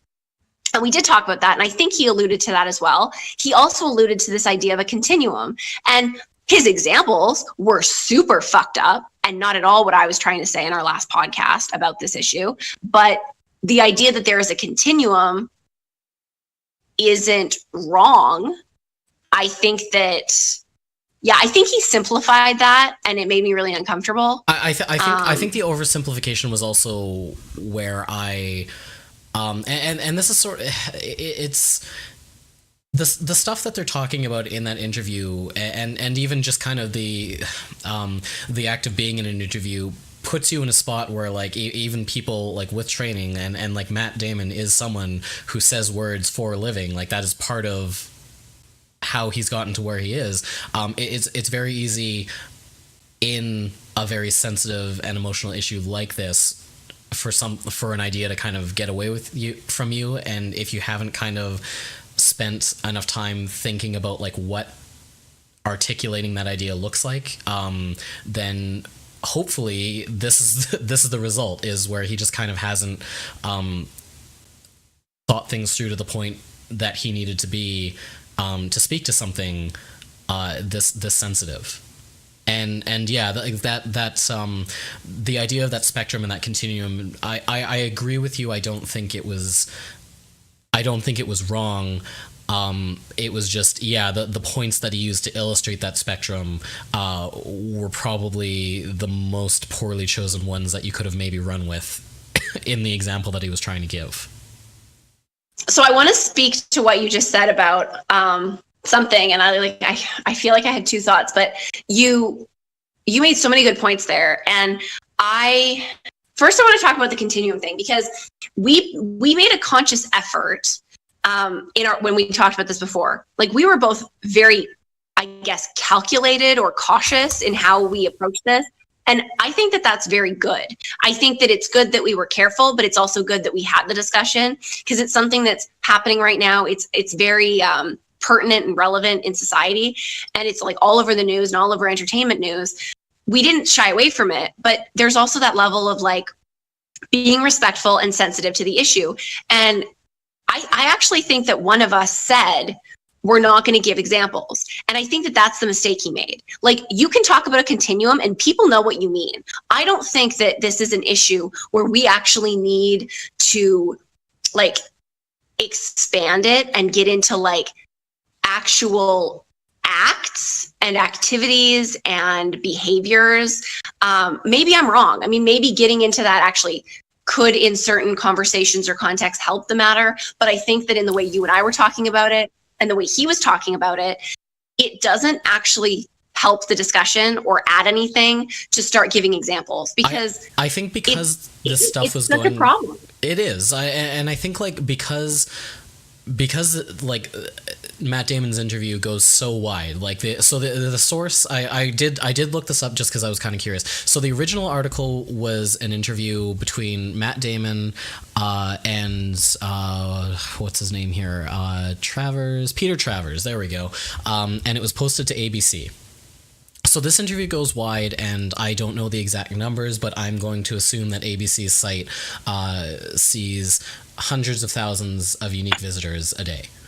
And so this is going out to a lot of people, and the minute that you try and define your model, you either have to go into more detail than people are going to stick around with. And again, this comes back to like how much thought he's kind of put into this idea, or you need to stay general, because people have it goes to a lot of people, and all of those people have very specific meanings attached to at least some of those points of data that he was trying to put a name on. And it becomes very easy for people to take his words out of context, poorly chosen as they were, but it just becomes another way for people to pick this apart. And like you said, like there's some of that stuff like we alluded to, and like, again, assuming that the point he was trying to make is the one that we think it is, we might even be aligned in some of it, but he expressed it poorly and in a way that it becomes very easy to spin, like we were talking about earlier with then an article being written in the Huffington Post, and it wasn't an op-ed, but it still gave that author the ability to kind of pick it apart and drive whatever they were trying to drive at. Yeah, exactly. And the way that he to some extent, like he knew he was going to talk about this, or that he was at least going to be interviewed. So it's like, that's where I have trouble being like sensitive to his perspective. Cause like, on the one hand, I understand that people can skew things. But then, like you said, he's quite famous and he has lots of attention on him, and he's doing this interview. It's like, much like you don't accidentally assault somebody, you don't accidentally like interview somebody in this kind of a way. Like, I know that was a really like kind of loose example, but yeah, no, but like, Peter Travers is a big name. Like I know him from right, other exactly. stuff, and so there's no way that Matt Damon walked into that interview not knowing at least roughly what the content of that interview was going to be. And I think that if you know that, like, so we kind of touched on this earlier too about our podcast, and like, in all seriousness, like, we joke around about how we don't do much like prep and stuff, and that's true. Like, I don't do a whole lot to prep for this, but what I do is like, I do a lot of thinking and analyzing, and like, there's a lot of introspection that I do and work like that I guess I do for this podcast, but I don't look at it like work, because that's just innately how I am. Yeah, like we're bringing, like, we're not doing prep, but we're still bringing our entire lifetime of thoughts and experience and feelings into this, right? Like, it's not nothing. There is an element of prep. And there is, because both of us are university educated, there's a level of critical thinking that comes with that kind of education. And I have a background in sociology and psychology. And I don't think that is for nothing. I mean, that counts. And I might not sit down and like do research for these podcasts, but in some ways I do. And if there's issues like this, I will do the kind of legwork needed if I don't feel like I have the ability to speak to it. So yeah, like, I might not research like a TV show or something that we're going to talk about, because we can just vamp on that. But for the bigger issues, I want to know where I'm coming from, and I want to make sure I have the vocabulary around it. And, even worst case, I want to know that I don't, so that I can admit that I don't. And I think that that's where I kind of call out Matt Damon, where it's like, if you and I are doing this podcast for like 5 people, and we admit that we don't do a lot of prep, and yet we still have the social consciousness to make sure that we're being sensitive to this issue, and being careful that this is something that is very controversial and sensitive and personal for a lot of people right now, and it's getting a lot of attention, like, that we even decided to talk about it, and that we were wondering if that was a good idea. And then when we did talk about it, we were careful about being respectful and sensitive. Like, if we can fucking do that, he can fucking do better, is kind of where I stand on this. Like, it's a little ridiculous. It's just, it's ridiculous. For sure. I guess like, hopefully all of this is Matt Damon going into an interview a little overconfident, because he's so proficient in other areas of his life. Like, he's an award-winning actor, like a super talented dude. It's one of those things where, like, being really good or really amazing in one area, and being an expert in one area doesn't make you an expert everywhere. And maybe and so hopefully all it was is he went into this thinking he was better prepared than he actually was, and as a result misspoke in the moment. I get what you're trying to say, and I think it's really great that you're such a good person. I'll admit that my initial reaction to like your argument there is still that, like, If we personalize it to what we're doing here, like we might not be like celebrities or geniuses, or, you know, we're not like saving the world, but like, doesn't that example kind of make it even worse? That it's like, how cocky does he have to be? But like, I think it's still regular really people, and yet we're still putting that energy in. And so if we can do it, of course he can. Like, totally. He I still can hire someone to help him. Yeah, for sure, and I assume that there probably was someone. Yeah, I don't think that excuses should have gotten fired. And they probably are. I don't think that excuses any of what he did, and I do want to be clear as well. Like I think that whatever the motivations were and whatever happened kind of going into that interview, it was a very irresponsible thing for him to do. I think what will be really important for him anyways, is whatever the follow-up on this is. Because it has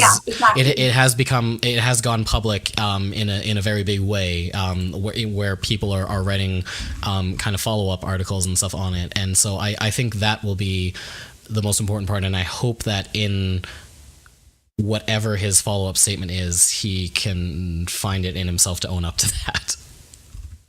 And what I find interesting about that is that, one of the things that really tied it in, and I found it really interesting that we had talked almost like exactly about some of these things that he was kind of circling around, even as specific as talking about Louis C.K. Right, yeah. And that's a really interesting example, because the reason you and I were talking about it, and the reason I was so impressed with him specifically, is how he took like the worst scenario and the worst thing that could have happened in the past and handled it kind of the best way you can handle a shitty thing that happened, and being really like aware and like calling out his own privilege. And I think that the fact that Matt Damon used him as an example is really telling, and it gives me a little bit of hope that he will handle this and react in an appropriate way, especially because like he has that like kind of one-to-one example, and it also, I do recognize that it's pretty much impossible in general, let alone in this landscape and climate of like what's happening on these issues, to have like to land on the right side, because like it's so complicated and it's such a complex issue. Like obviously there is a right and a wrong in this, I'm not denying that. There are victims involved and they should be listened to, believed, heard, and there shouldn't be repercussions for them speaking out. But as far as the discussion that we're at now, where we know what's happened and there's the fallout of this people and their careers and their lives and their apologies, and however they kind of be better later, we're getting into that discussion, and no one really knows how to handle that, because it is easy to vilify everybody involved, and it's not condoning it. Like when I say I don't want to vilify everyone, it's not at all saying that what they did was okay in any way. But it's just, it happened, and now we have to figure out where we go from here. And I don't think as a society we've ever been in a position before where we've had to kind of go, how do we deal with this? Because there is that continuum that we talked about, and there is people that definitely should go to jail, and there's people that definitely should lose their jobs, and there's people that definitely should be reprimanded in whatever way that looks like. But what way does that look like? Like, what are the logistics? What's the process? We don't have a roadmap for this. And it makes people very divided, because I personally feel, from like a social justice perspective, it's scary for me to talk about it, because I have a sociology background, and there's people that I know personally that I've gone to school with who are very involved in the social justice movement. And sometimes, not all of them, but sometimes people in that movement stand very firm without knowing kind of all of it, or maybe being empathetic. And that makes me sad, because isn't the whole point of the social justice movement at the kind of grassroots to just be empathetic and be connected as human beings in a way? And so if we're vilifying people, are we really doing that? I think that's a really important point is, yeah, as I've always understood it, the idea of the movement was to make sure that everyone had a voice, and yeah, like when you vilify someone, or you kind of dismiss them purely out of what's happened, like you're also denying them, yeah, that chance to turn it around. Like Louis C.K. is a really good example. Like he took something terrible that he did and owned the fact that he did, and was trying to kind of figure out a way to move forward, and to figure out kind of what the next step was. Fairly respectfully, I felt, or at least of kind of the allegations that have been tossed around. Yeah, I agree with you. I think he has handled it the best from the ones that I am aware of, or the ones that I know. And yeah, I think that you're right, that an important part of finding the way forward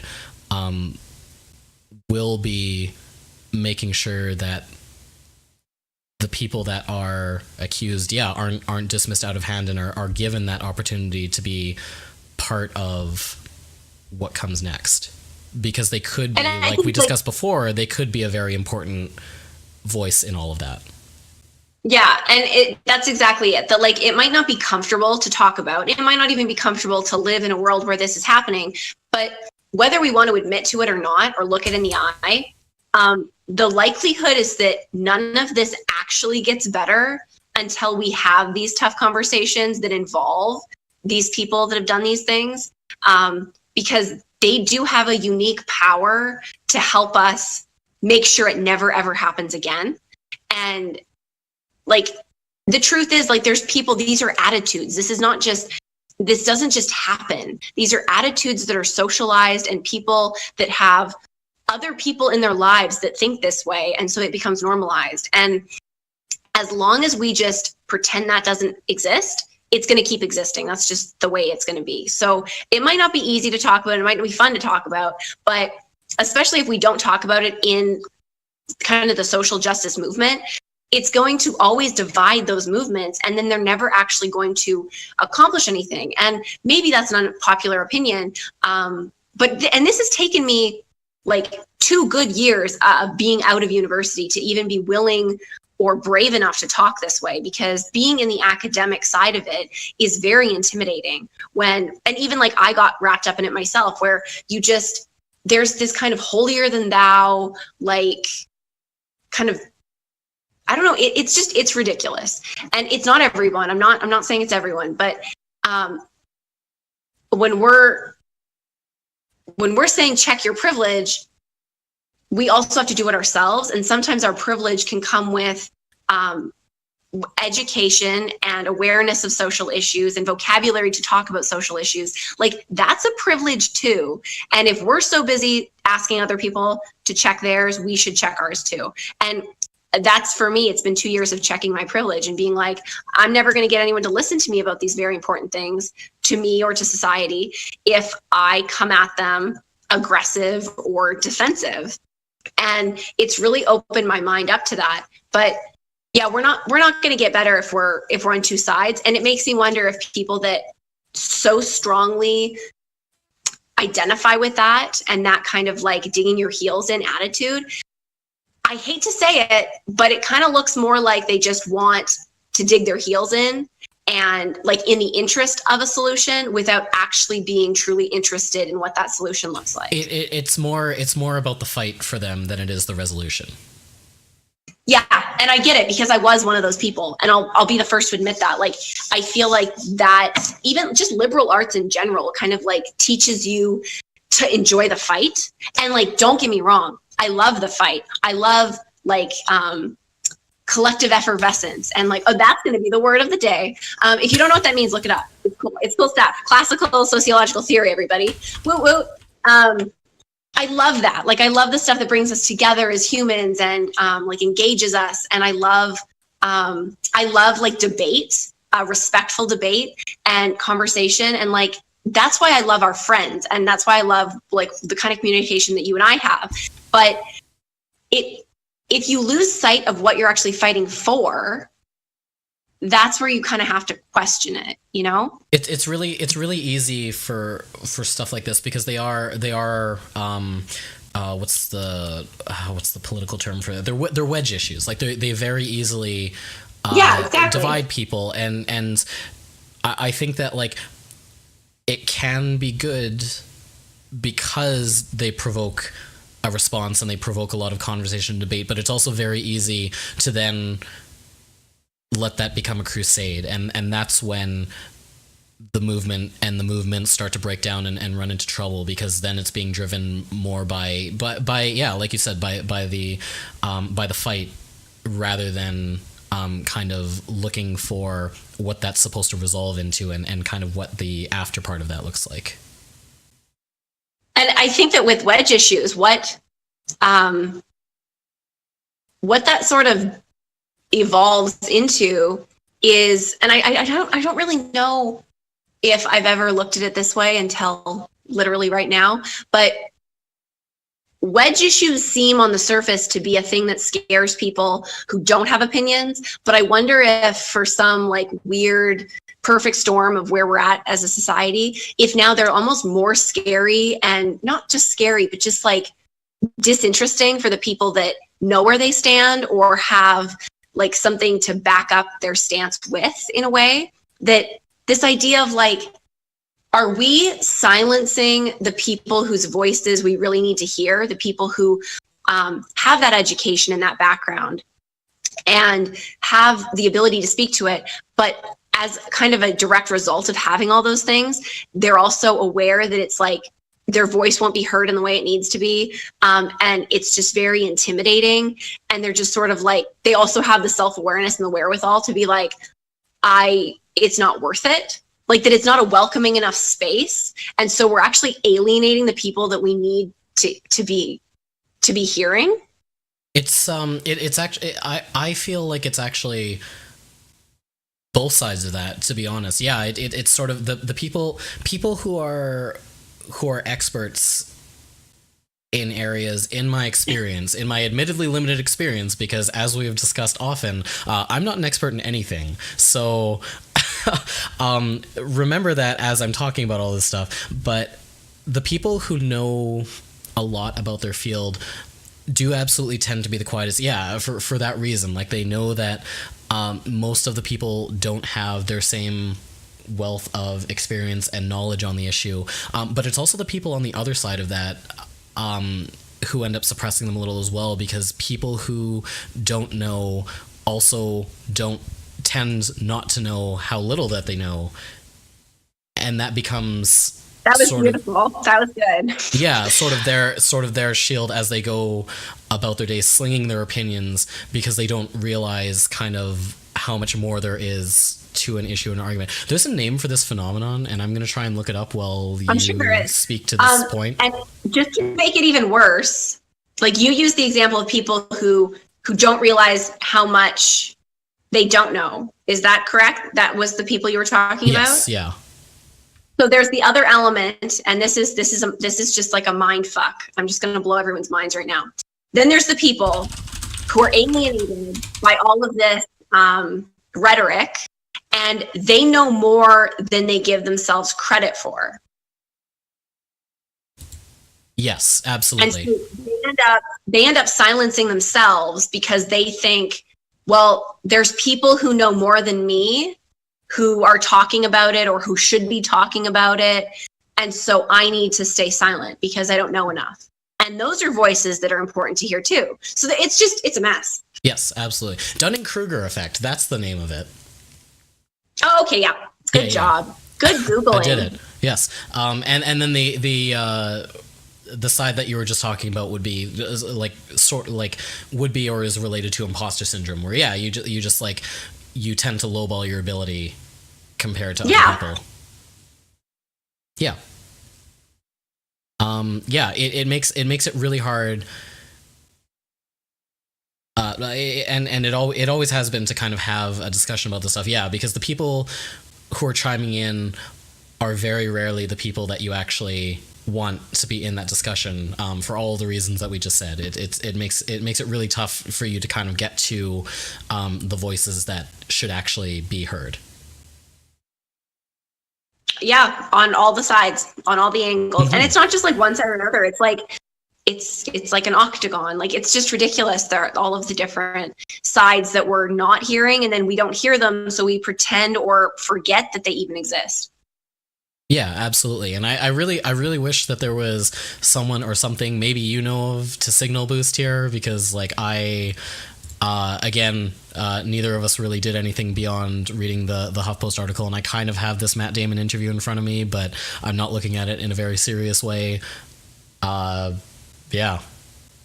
I don't know. I'm sure there is. I don't know of any. I literally saw this today, read it, sent it to you, and then I didn't do much else, which is kind of goes against everything I've said here. But like I said, like if you didn't do more, admit it, because that's like at least better than I would be ashamed if I were sitting here saying like, oh yeah, I read this or I read that, just to make myself sound more educated on the issue, because that's bullshit. And we don't need to perpetuate those kinds of lies. And that's exactly what I'm trying to fight against here, is like, I admit I read this and that's it. And I haven't done much else with it. But if anybody else out there has heard anything or read anything or seen anything that provides more insight to this, let us know, share it with us, put it in the comments. Send us an email, whatever. I mean, write it in like skywriting, whatever works for you. Smoke signal. Yeah, anything really. Email us at thoughts@continuouschaos.ca, or like Chelsea said, leave a note in the comments. And eventually you'll be able to tweet us as well. Yeah.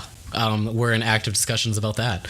All right. Well, I don't know if you have anything else you would like to say about Matt Damon or any of the other stuff that we just talked about. Well, I definitely think that like this is it for this one. We can't get into other topics in this particular podcast, but as a sum up of the Matt Damon discussion, you mentioned that like you hope that, you know, this was just a misunderstanding or just like a lack of kind of preparation for what this interview was, and maybe he miscommunicated his thoughts. And I agree with that.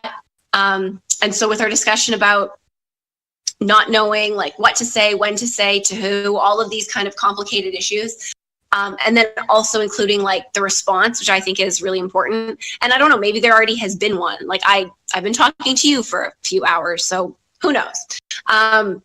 Once we get back into the real world and we see what the status of this is, my hope is that he addresses it in a way that recognizes what is happening and what influence this has had on this discussion, the larger discussion of these issues. Essentially, I'm just asking that he check his privilege, quite honestly, because with you making that point about maybe he just didn't realize the degree to which he's not an expert on this, that's really just as simple as checking his privilege. And maybe this is just a good lesson in doing that for him and other people in his position, and just everyone in general. I don't think that it's a contrived thing. I mean, I touched on it before about like checking privilege from a sociological perspective, which I do. Are you defensive about that concept at all?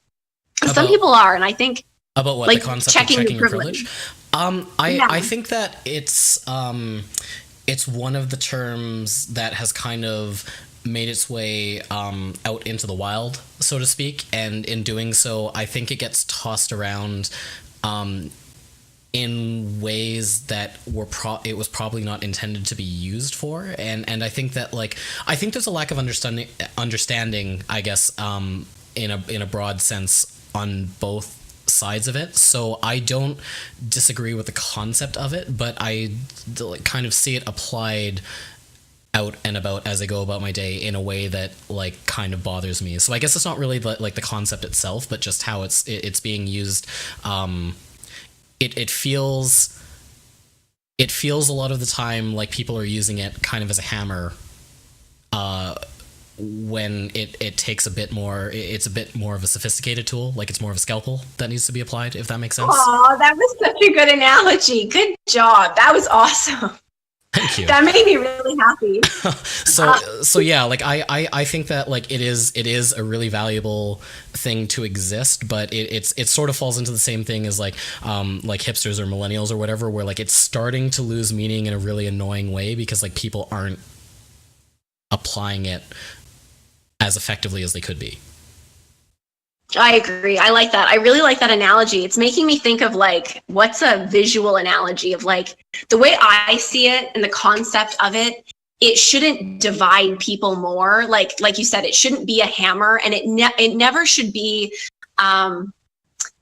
like a tool to judge people with or to accuse them with, because then they're going to run away and not listen to you and not stick around for you to describe what you mean. I almost see it as like a blanket, like a warm fuzzy blanket, or like something more cozy and soft, like something that is actually meant to bring people together and make them more empathetic of each other, and to realize that not everyone has the same lived experiences. And it's really that simple. And, just realizing that. And my biggest issue with the concept of it is, as much as people can use check your privilege, like the phrase and even the concept in some ways, as kind of a hammer, the response of, this is just an example, but the response that I hear the most of, well, I'm white and I've had a really hard life too. Or, well, I'm a man and I've had it really tough too. Like, those are just two examples, and there's a lot more, but like those are used just as equally as a hammer, as a response. Totally. And but that's frustrating. I think that in that case, like it's a lack of understanding of the concept, kind of wholly or in part on the other side of people. Like, and this is one, it becomes really hard because like I don't know. I think that there's a shared responsibility between both sides to kind of understand that concept better. There is, yeah. And I think that if we use this analogy, as I'm thinking of it, I was going to say like maybe it like many things, it shouldn't be like just on one person. And unfortunately, the way that this works out is that the person saying it, so the person that's in a position to say check your privilege, because they're the first person to start the interaction, unfortunately, a little bit more onus falls on them. I like think it so or not. too. Like I think that a lot of stuff on the side of social justice comes down to a messaging issue, and I think that relates back to like what we were just talking about, where the voices that are being heard are not necessarily the ones that should be heard. I think that there can be value in sending out kind of messages en masse, but I think that for something as nuanced and with as many facets as the privilege concept does, yeah, the messaging has been, admittedly, from my perspective as someone who is totally on the outside of all of that, has kind of fallen down on a little, to be quite honest, and it led to me personally, like for a while, and I still kind of joke about it on occasion, but for a while I was really dismissive of the privilege argument because I hadn't done any research or any investigation, and I hadn't really talked to the people that I probably needed to talk to about it. But I also wasn't really receiving a lot of encouragement or incentive to do so by the other side, because it was being bandied about really aggressively. Yeah, and if the social, like you said, the social justice kind of or area, I mean, I don't know if that's even an offensive way to put it, because there's people that identify as part of that movement. I guess I'm probably one of them, but maybe there's other ways we can phrase it. But we know who we're talking about and the kind of the group we're talking about. Totally. Yeah. But in that sense, you mentioned that that's sort of a messaging issue, and it is, that's true. And my confusion with this whole concept is like, it doesn't fit for me. Like, why is the group that is on the surface so much about making the world a better place and making things inclusive, having such a messaging issue and having kind of an exclusivity issue. So I think part of it is, unfortunately, it's very embroiled in personal politics in a way that I don't think is necessarily fair or merited, but that's sort of how it ends up being. And so by default, kind of half the population got alienated out just because it's become associated politically. The other thing that I think, and this comes back to the messaging thing, like when I was really thinking about the stuff and kind of trying to sort it out personally, because there, like, I did have a lot of kind of cognitive dissonance around the issue, because, like, by and large, I agreed with kind of the high level points in the movement. And so I was trying to sort that out as well, like why I had such like a visceral reaction to some of the messaging and some of the ideas that were being espoused by the groups. And I think what it comes down to is, like, for me anyways, again, this is like a very personal thing. This may not be where anyone listening to this falls on this stuff. This is just like kind of like what I came to personally. But I think that the reason that you see that response so much, and you actually brought up a really good example, like when people's response to the check your privilege, or the idea of checking your privilege, is, well, I'm white and I had a hard life, or I'm a guy and I had a hard life, so it doesn't really apply to me, is because when they're talking about power dynamics and things like that, I think that the social justice side of things is talking about a very different idea of power than the people who are being told to check their privilege. I don't really have a name for this party, but the other people have a different idea of power conceptualized, and I think that's where a lot of the friction came from, or at least where it came from for me personally, because as I understand it, the social justice side is coming at the idea of institutional power, of people that are making decisions that affect other people's lives in a really significant way. Whereas I think that the people who are being told to check their privilege are looking at power as the ability to live their life and to do the things that they want to do.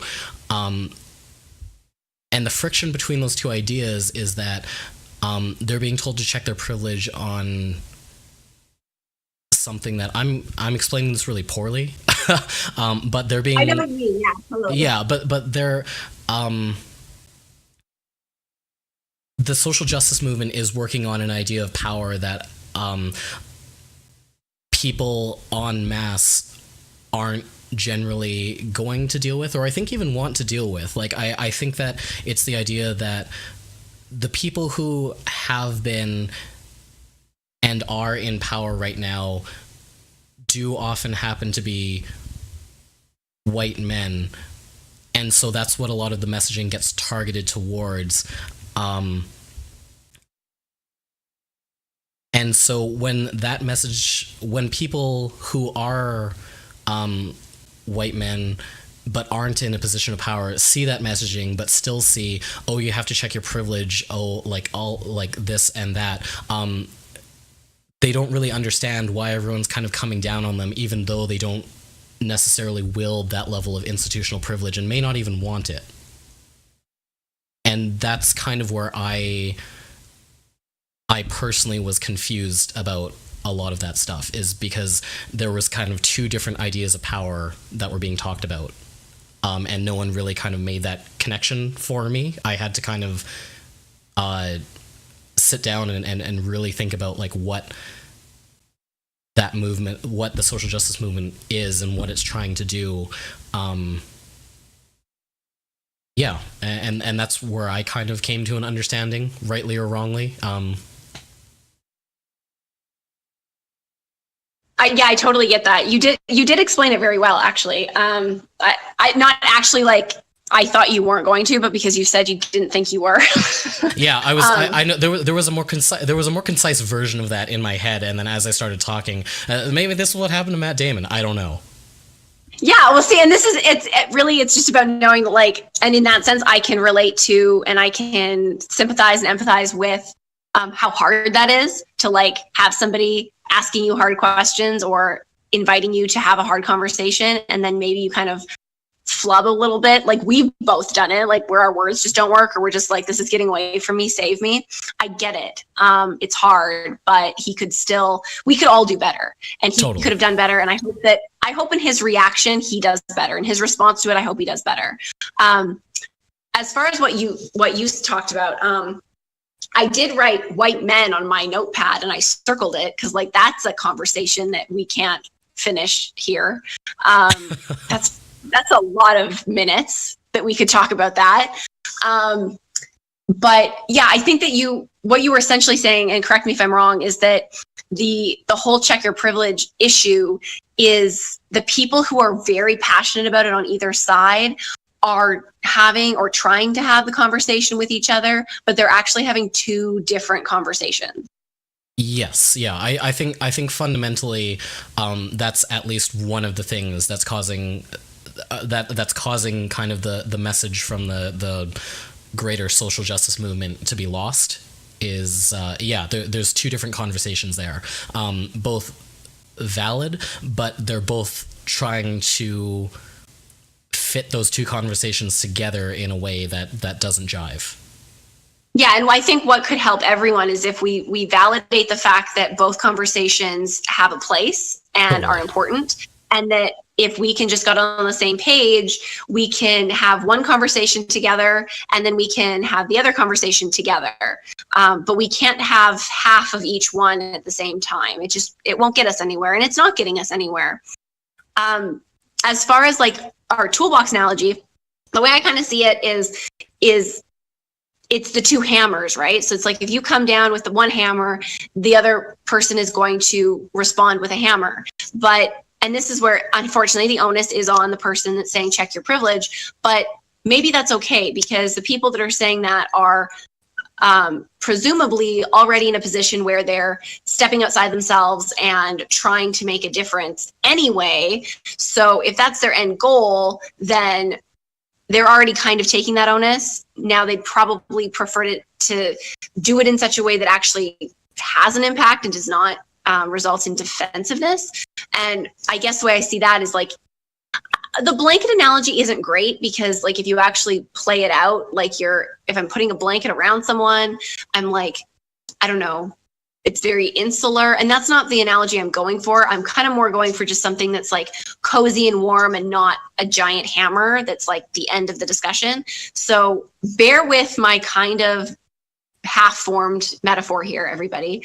But if I come at you with a hammer, it's not surprising if you come back with a hammer. But if I come and I wrap a warm, fuzzy blanket around you, the likelihood that you're going to try to hit me with a hammer is so unlikely. Like, it's pretty much non-existent.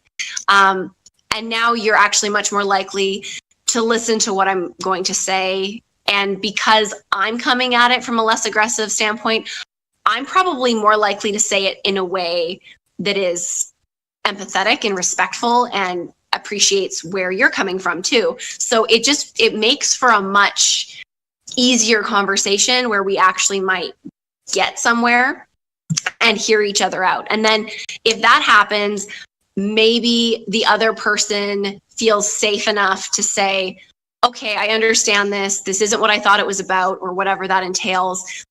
This is what I actually thought it was about, and this is really troubling for me. Can we talk about this? And what do you think about this? And that just seems kind of awesome, that little interaction. Yeah, totally. I hope that as time goes on, that's what the conversation will turn towards. Because yeah, that sounds pretty great. I would way rather have a blanket than a hammer. Yeah, exactly. So let's do that.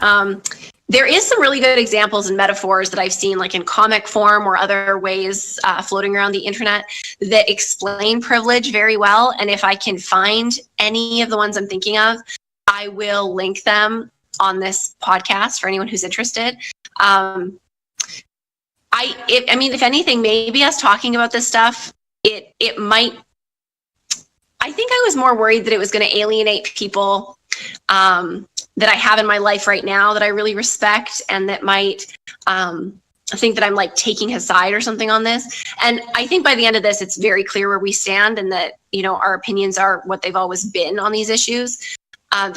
They're complex issues, and so there's a lot of dynamics involved. But now I'm realizing that if possible, the stuff we've talked about and the issues we've talked about might appeal to a group of people that are kind of anti-social justice. And it's possible that the way that we're coming at it might show them that these issues are not as divisive as some people make them on either side. And that would be really awesome. And so if the people that could come to this are not really sure where they stand, and they are coming away from this being like, okay, that's interesting, or that kind of got through to me, and maybe I do want to know what these people mean about privilege. I will try to find some of those examples that are very, they're very empathetic to the fact that this is not normal conversation for everybody, and it can be uncomfortable.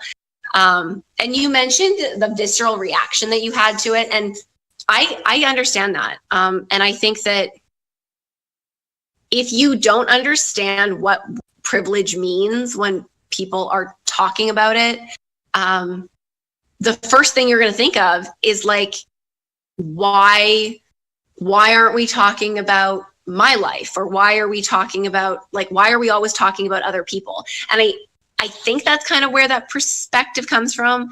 And when you talked about white men, like, yeah, there is a lot of rhetoric around like vilifying white men as a group of people. And for me, in the last little while, I've really realized that, like, coming at these issues with more empathy and compassion, more gets done. Like, I've had more enlightening conversations, and I've gotten through to more people in a way that bettered my relationship with them and everything about it, when I realized that, like, you know, they're people who've lived a life, and this is hard. Like, the world we live in right now is hard, and it's complicated, and the expectations of social understanding is constantly changing, and it's hard for any of us to keep up with it. So for us to expect, if it's an age thing, or if it's a gender thing, or like, there's all these different kinds of factors involved that make it that much more difficult or kind of unattainable. So we can't just assume that everyone's coming at this from the same place. So, and again, it's kind of that discussion about, if we're checking privilege, there's lots of dynamics to it. And we might be ignoring the fact that we have the privilege of this vocabulary, or the privilege of this concept, or of this understanding. All right, we're back. We lost the audio for a little bit there. Chelsea is going to continue her point.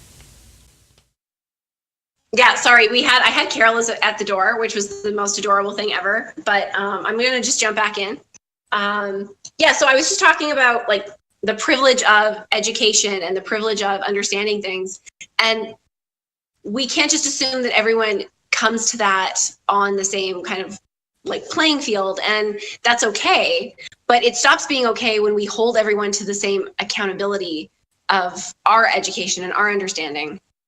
And so I think we were talking about your, like, visceral reaction to things, and when I said, like, I've been more compassionate to people, I've noticed that same visceral reaction where they might understand that it's a good concept to check your privilege, but it doesn't matter the logic behind it. There's this really difficult to explain kind of visceral, physical, emotional reaction where you're just like, it doesn't sit right with me. And I've experienced that with people. And I think there was probably a time where I experienced it myself, but I think much like what you did, I realized and did the research and figured out where that disconnect was.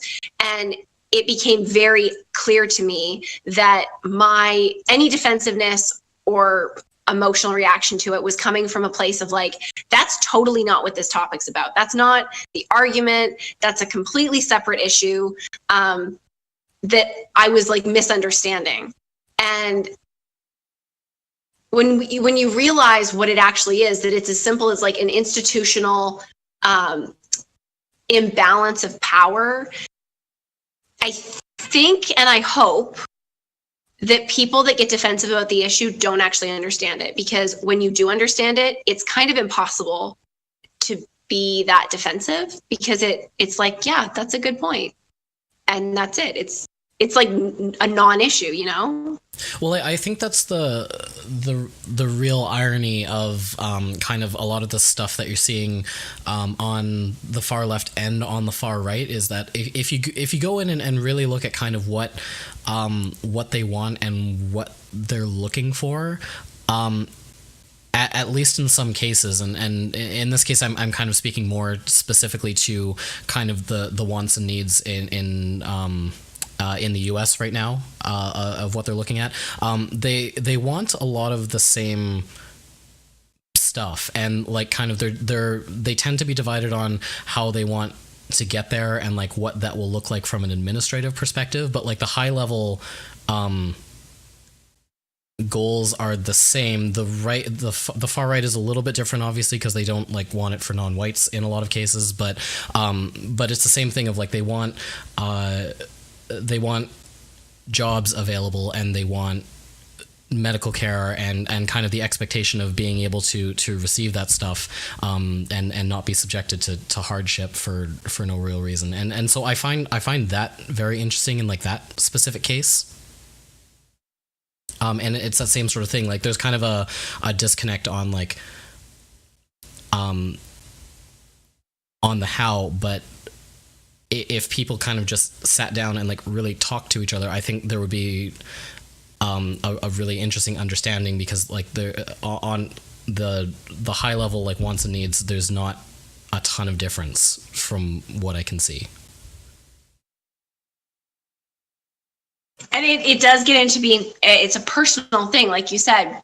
Like it's different if you can kind of take the personal experience out of it and just be able to have a conversation. And what happens when you do that, funny enough, is if you start a conversation less personal, it makes it safer to get into the personal stuff, because you're on the same page with each other. Totally. When you're kind of there at the same time.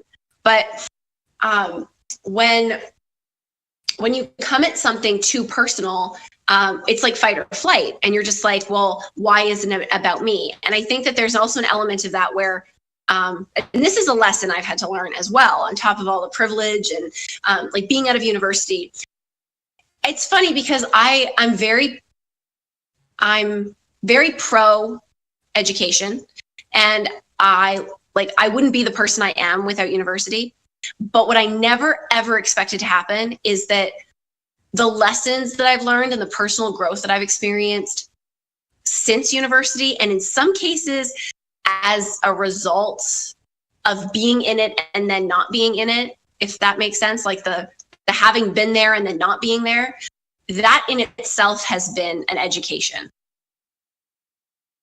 Yeah, absolutely. I think that's something really important that maybe isn't communicated kind of at the time, but yeah, like you're kind of learning and personal development doesn't stop at university or at post-secondary. The idea is that you kind of take that knowledge out into the world with you, and it's kind of the marriage of that real life experience and formal education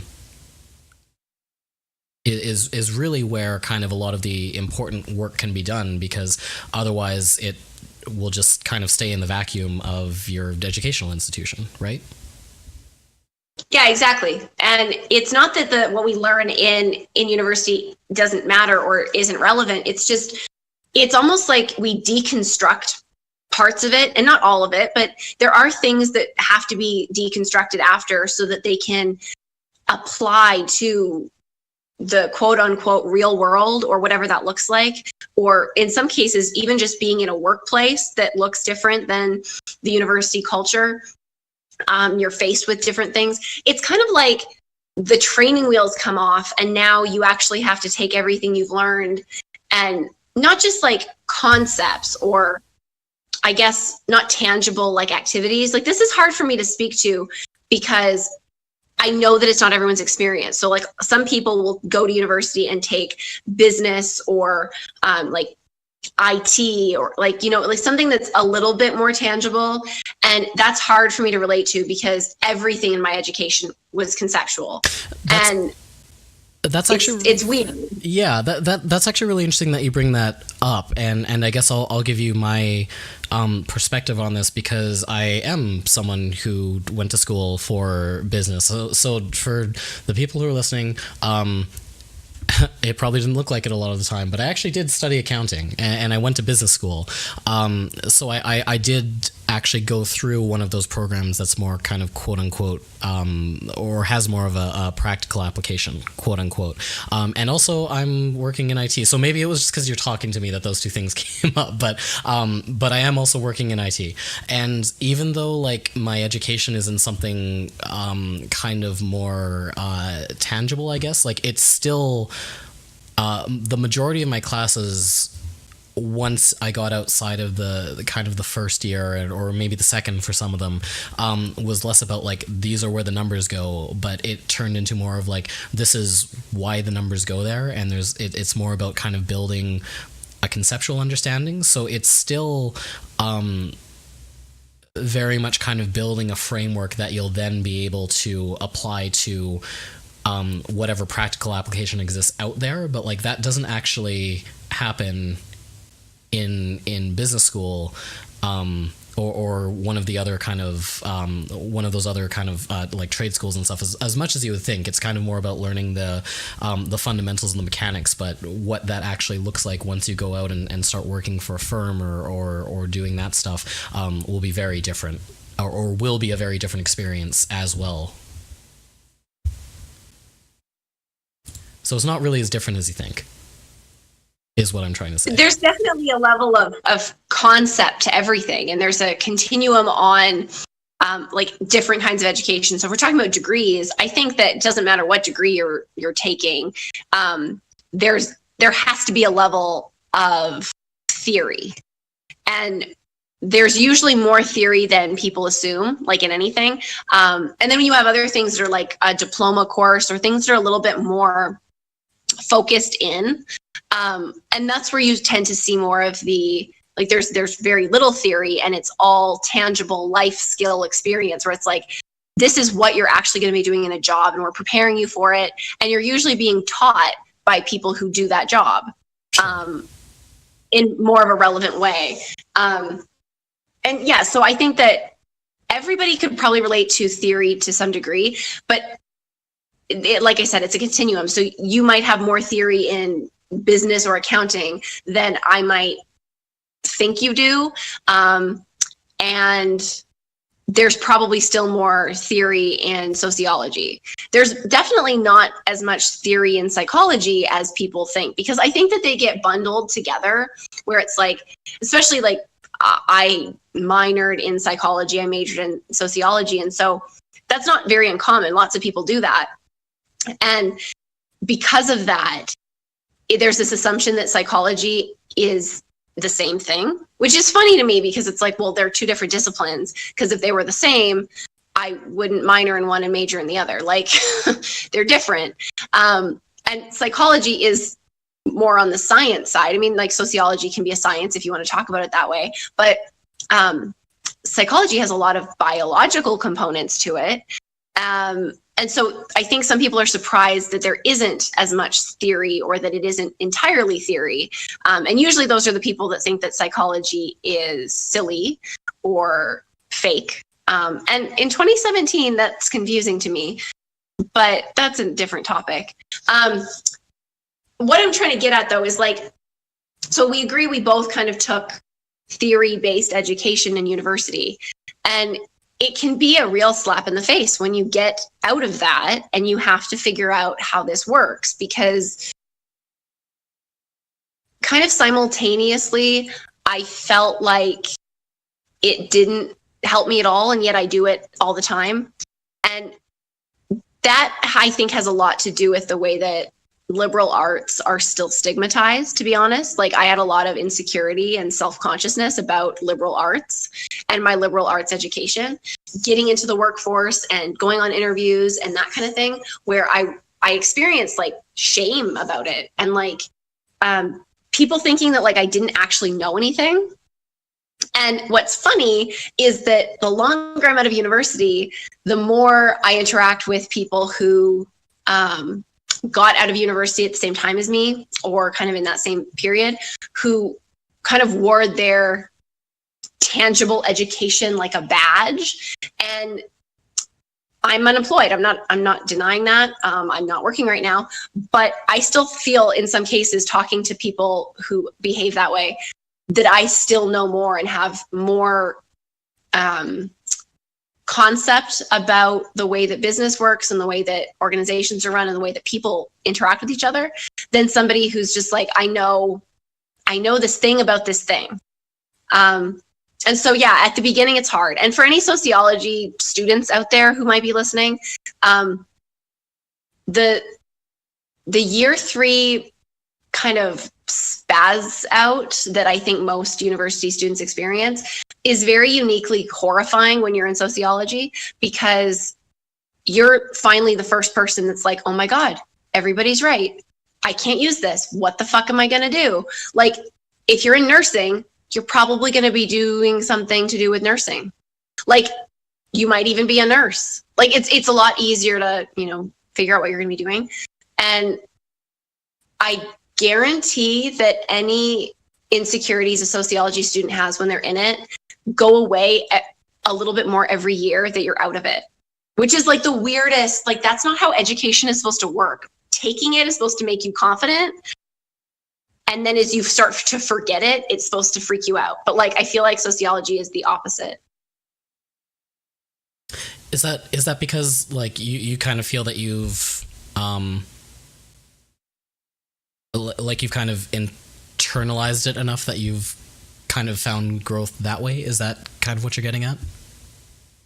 Yeah, I can't speak to every sociology student, so maybe there's people that just don't ever freak out. But I'm in my 3rd year, I definitely had that like, oh my God, it took me 3 years to realize this, but maybe everybody had a point, because I didn't feel at that point that I had anything more tangible than I did in the 1st year. And that, I remember it vividly, because I remember like thinking about changing my major, but not having anything that I was as passionate about, because I was so passionate about what I was learning, but I was realizing that like, I didn't feel fundamentally different. I didn't feel like I knew anything else. I didn't feel like I had more skills. And it's not necessarily that I forgot it. So I guess I misspoke. It's not that I've forgotten it. It's like what you said, I've internalized it, but it's also that the longer that I just live my life knowing these things, I realize and I become more grateful for these skills that I didn't even realize I was acquiring. It's really a Trojan horse of a discipline, quite honestly. Oh, that's interesting and really cool, because like I said before, for the viewers, I studied accounting and now I do IT consulting. So there are definitely some tools I still use, but like a lot of what I learned in my degree has gone to the wayside, probably.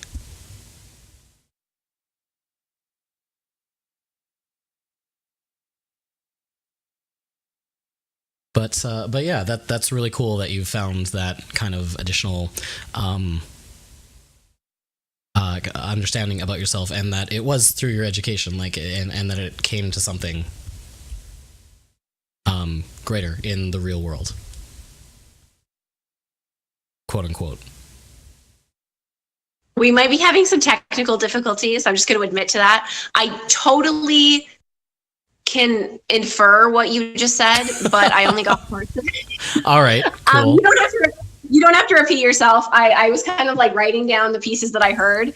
And so we'll figure out just how much we're having technical difficulties, or if it actually is just that when people listen to it, they're going to be like, wow, Chelsea's really stupid. Like, what does she mean she can't hear him? Yeah, it'll be an exciting game. But it'll be a game, yes. But anyways, I do think I kind of inferred what you said. And yeah, it is interesting. And I know you said something about that I learned stuff and personal development, all that jazz. It is horrible when you're in it. Like I have to admit that it was very stressful for me while I was like experiencing that, because as much as it's like cool to look back and be like, oh, this is such a cool program. It imparted wisdom in me that I didn't even know was happening. Which is also like a little bit invasive also. When I think of it that way, it's like, was I like aware of it? Like, is that weird? But when it's happening, you're like, you have like nothing to compare it to. So it is scary. But that's what I noticed. Like you said something about how you don't necessarily use the tools that you learned in school. And that I think is where it becomes most obvious to me. And it's saying that it kind of like the Trojan horse aspect of my program. That's the thing that makes it so hard to explain. When people are like, what does that mean? What did you learn? What can you do as a result of what you learned? It's a very hard question to answer. It shouldn't be, but it is. And it's because you don't totally know. Like the way that I explain it is that sociology genuinely changed everything about the way that I see the world, for the better and for the worse, like at the same time. It didn't change me as a person. It made me see things differently, and it made me see things more well-rounded. And it gave me the critical thinking skills that are not just common sense. And that's the biggest misconception, that it's like, that sociology is like equal to and nothing more than social justice. That's bullshit. It really is like the critical thinking. It changes the way that you think. And that's awesome. And what I never expected was that in a way, like the social justice movements and the issues that I have with it, and the reason they rub me the wrong way sometimes, I'm almost scared to touch them sometimes because I have that background and because I feel like I'm cheating on sociology in a way.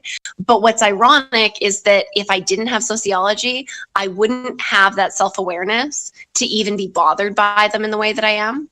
So it's layered. And maybe that is just me personally and how I've internalized sociology in my education. But I think it is really exciting.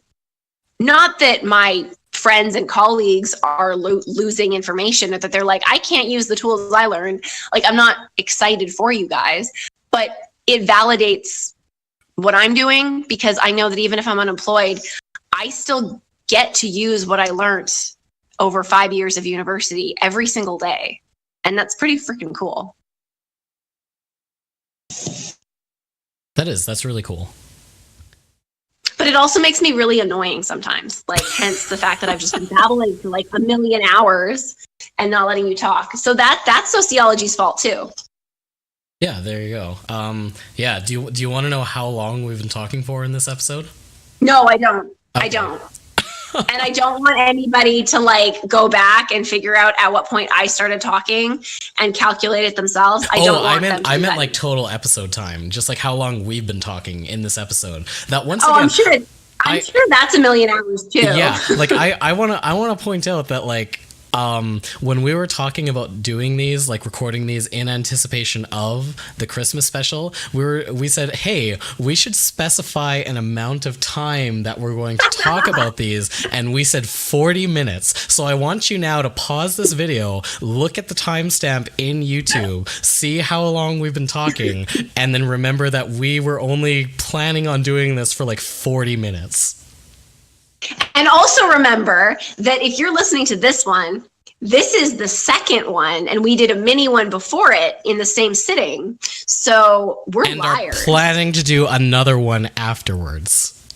You're not supposed to tell them that. We could just tell them we did that on a different day. I think it's important that they have the full context. I'm bringing the You facts, can lie Chelsea. to them. Bringing the Yeah. facts. We like to keep it honest. That's what we're here for. Yeah, That's what we're well, about. I'm And that is why I just I'm holding us everything. accountable. I'm being honest with the viewers, of which there are none now because this is too long. There is transparency for the lack of listeners that we have. But Chris, if you're out there, shoot me a message after this. Let's hang out. There's no way he stayed this long. There's just no way. He clicked on, heard us talking about how we couldn't say his name for half an hour, and then backed out. I mean, there's no way, and I don't even blame him. Like, nobody, like our friends, even my friends, like our friends who have a sociology background, they don't even, I don't even see why they would have stayed to listen, because they probably know all the stuff I just said about the discipline. So if they're not going to stay, I don't know why Chris would have stayed. And yeah, that's fine. And if he did, he's not coming back. Absolutely. I'm even thinking about like how like if I'm going to stay in this, because I have to listen to this again to pull out. Oh God. Stuff. Yeah, we both do, because we're good. And if you have to do it, I have to too. We're in this together. We're doing this to ourselves, and we are in it together. That's such a good mantra. Oh, I wanted to say that. You know what? That reminded me. I'm sorry, everybody, that my voice is not done making words. You said something that I just loved to death when you were talking about, I think we were talking about privilege, possibly, or maybe it was a little bit before that. Episode. Yeah, we talked about that for a while, so it's likely. So when we were talking about privilege, it might have been before that, you were talking about like, you actually said the word meditate on, like, kind of like ruminate on them. You said, you used the word meditate. Sure. And I think for me, the reason I use the term white privilege, or not like necessarily, like sometimes I'll use like male privilege, white privilege, or just say check your privilege. It's you don't want to get more specific if you don't know how much someone already doesn't want to talk about it. Sure. Yeah, that makes sense. So, I mean, the safe bet is just check your privilege, because it sounds like less of an accusation. But I don't love saying it, but I do say it quite a bit. And I like that you said meditate and I didn't have to, because that's something that I prefer to say. But I think that as much as I would love it if everybody who cares about these issues had the time, because that's not really their choice. Like some people just genuinely don't have the time or the energy to think about them the way that you and I do. That would be great. That would be the ideal. But I don't think that's the way that it is. And I don't think that even people with the time have the interest necessarily in doing something as emotionally draining as quote unquote meditating on something or sitting with something or ruminating with something. Like, however you want to put it, that's a lot of work, and not many people see the value in it. And for maybe some people there isn't value in it. I don't know. I like that you said it, because that I would like to be able to use that word in place of saying check your privilege, but I don't think anybody understands that word. And because I do actually meditate as a practice, and I say other things sometimes about like astrology and spirituality and knowing oneself and also being an empath, if I add into my day-to-day vocabulary that I encourage someone to meditate on something, I start to look like a person who isn't real. Which is funny, but like it's true, and I hate that, because I mean it. Like it's hurtful sometimes, truly, when I say stuff that to me seems so authentic and people think I'm kidding, or they're like, oh yeah, like I'm gonna meditate on it. And I'm like, but I do. Like it's like you get it or you don't get it, and I'm just there with someone who doesn't get it a lot of the time. Yeah, I totally understands where you're coming from with that. 100%. Okay, well, I was going to ask you a question, but I'm going to Okay. actively stop myself, and I'm going to ask you in the next one. So Okay, stay tuned sounds for whatever good. my question is for Scott. I like that we're we're treating these like people are going to be listening to these back to back when like optimally best case scenario these are a week apart in the conversation. Anyways, I just think that's a funny thing. But yeah, Well, we're absolutely. keeping people engaged. It's Yeah, important. yeah, And now, even if absolutely. it takes them forever, we know that they're going to tune in and have one to listen to Yeah. after they're done this one. So tune in next time, Chris, and find out what that question is. As always, if you have anything you'd like to share with us, you can leave comments on the video or send your thought to thoughts@continuouschaos.ca. And yeah, bye for now. Bye.